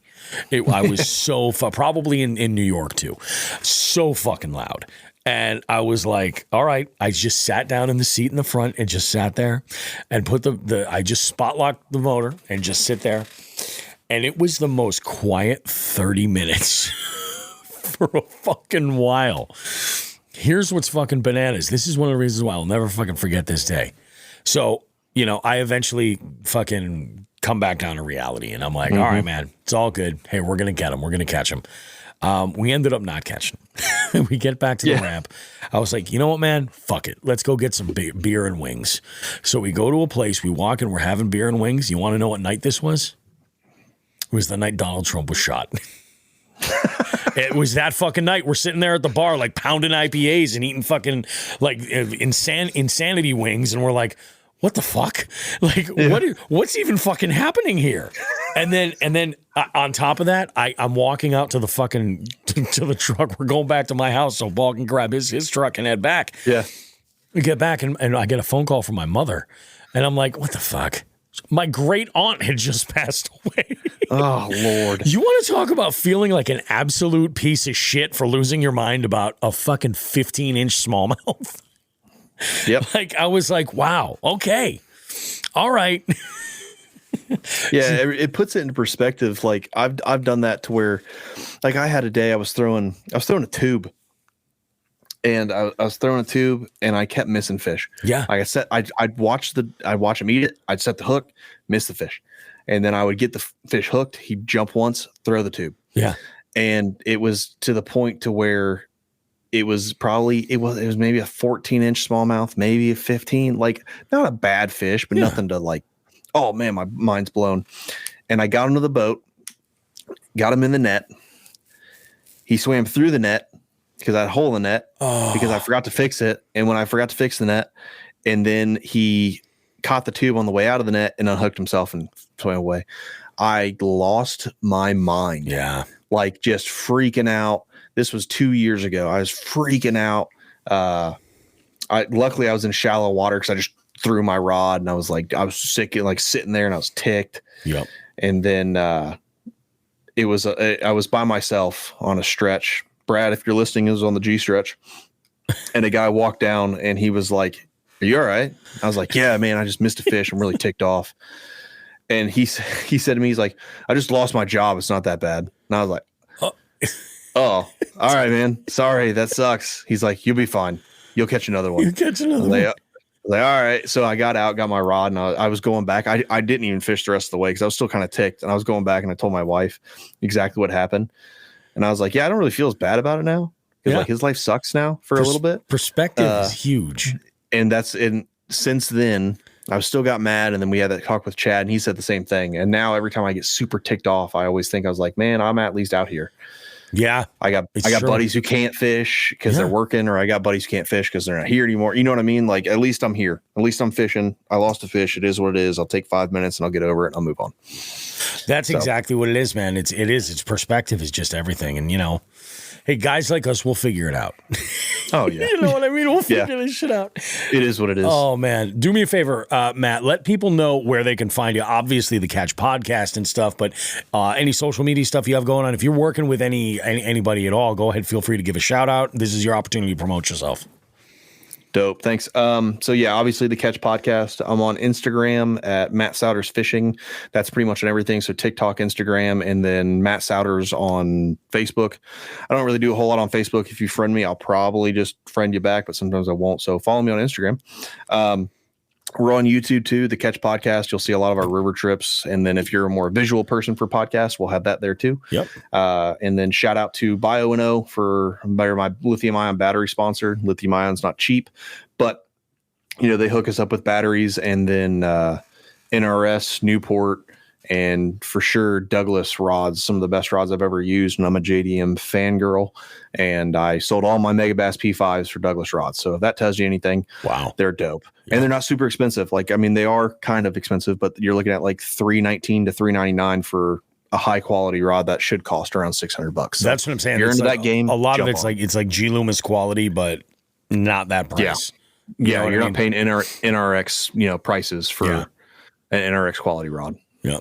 That's badass, man. That's freaking awesome. Do me a solid and send me a picture of you holding a tank. It's not going to be that 12-pounder. It's gone. Maybe a second best would be good for this episode. Or actually, maybe even better would be like an old school like photo with like the lasers in the background that we'll use for the color or for the artwork. And I'll just put like, imagine a 12 fucking largemouth right here. We'll all superimpose Roland Martin's face. Like, what the fuck? Yeah. I got problems, man. I'm looking forward to seeing you, dude, when we in February when we get to Columbus.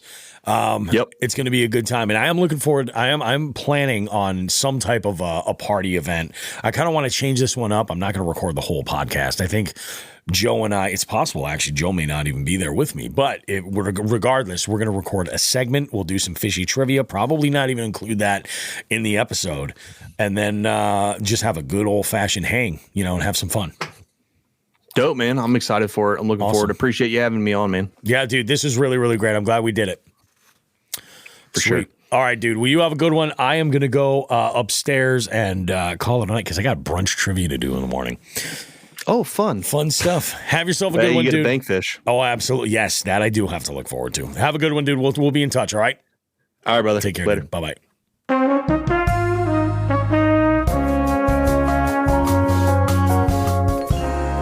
I'll tell you, it's a great show, a fantastic show, and we're getting close to that 250 show mark, which is crazy.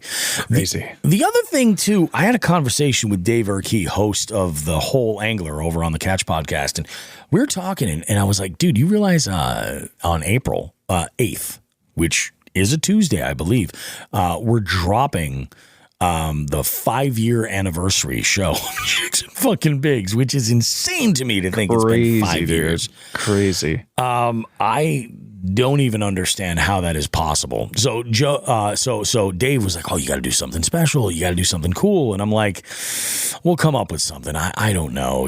I mean, I on the one hand, I'd love to do like a live event, but on the other hand, I'm kind of like, I want to engage everybody. So, I mean, maybe it'll be a live stream thing. Maybe we'll do something like that, but it'll be interesting. And I thought it was also very cool that we hit the 5-year mark on the day that the first episode went out. That's crazy. Cool. Unbelievable, that's cool. man. And they had last night while I was at the party, actually, it was Ryan and a handful of other people. Dan Griffin. Yeah. Nice to actually meet Dan Griffin in person. Oh, I didn't realize you never met him in person. I don't think I ever. I actually, I take that back. I may have met him at the shop years ago. But yeah, so Dan had mentioned they're like, oh yeah, you should throw a Jigs and Bigs sticker up on here. I haven't re-upped on Jigs and Bigs stickers since we've put them on the website for you to get. And I think what I'm going to do is maybe order a small cache of them for you and I to just kind of go and hand out here and there. Like we don't need to order 500 or 1,000 like we were at the time. That's crazy. But a small amount of them might not be the worst thing. But if you want to get a Jigs and Bigs sticker, they're available at jigsandbigs.com. You can go ahead and just go to our store, shop for them. The nice thing is about that, there's 3 different sizes that you can order. And you can order those for different, applications. So if you want to put a big one on your boat, you can do that. If you want to put a small one on your truck or a tackle box, you can do that. There's also a bunch of other merch available at jigsandbigs.com. We're talking hats and shirts, hoodies. We've got some real specialty items too, like some outerwear, this like nice fleece vest with the embroidered Jigs and Bigs logo. I am working on getting some new artwork to represent some different species for Jigs and Bigs because, while we do love bass fishing, this show has definitely kind of become like a sort of a catch-em-all type situation. We kind of like to show a little bit of love to everything. So, this way you can mix it up. If you got a thing for trout fishing, like we want to have some trout species hats, or if you just absolutely love muskie fishing or northern pike, we want to represent those as well. So that's all good stuff that we want to make happen. What else do we have going on? Keep your eyes peeled for the promotion of when the first game shows are going to drop over on the YouTube channel. And speaking of our YouTube channels, go make sure that you follow Jigs and Bigs on YouTube. Go and follow American Vet Fishing on YouTube. And that's where you get all like the behind the scenes stuff, all that stuff's going. And even in the winter, I still plan on doing a whole lot. That's going to be pretty fun. Let's go ahead and wrap this sucker up the right way. We appreciate you guys. As always, feel free to give us a rating and a review on the podcast platform of your choosing. Remember, if you are an Apple user and you maybe not even listen on Apple Podcasts, but if you can, review us on Apple Podcasts. That really does a whole lot to sort of push the show along in the algorithm right there. And those ratings are huge. And the reviews, we love to get the reviews. Absolutely love to get reviews. As always, tag us in any of your fishing picks or whatever you have going on social media. If it's Jigs and Bigs related in any way, tag us. Make sure, because this way we'd love to make sure that we get a notification so that we can like, share, comment, all that good stuff to show you guys a little bit of love, because we're fully aware that the listeners and followers and viewers of all this Jigs and Bigs content, you guys are the absolute GOAT. We love you. Literally could not be doing this without any of you. So we appreciate you guys. Big stuff coming in 2025 for the multi-species scavenger hunt. That's going to get like its own sort of push shortly.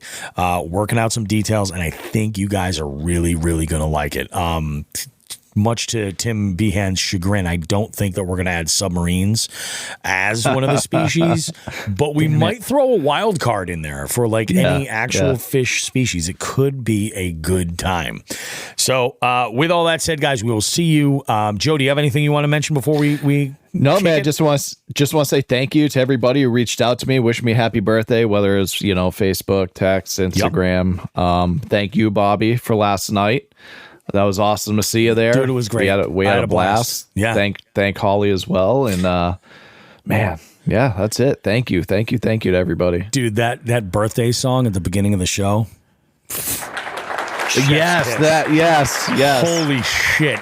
Yes. Oh, I do that sometimes for trivia players that are like, they're regulars, and I see them all the time, and I know that they're going to be running up because that's the week of their birthday. They want their birthday bonus points. Yeah. I'll pick a song from that website, but I was like, I'm going to do a little magic with this one. I love it. That was great. I was like laughing out loud, so I had to mute my mic for that one, but thank you. That was really, really good.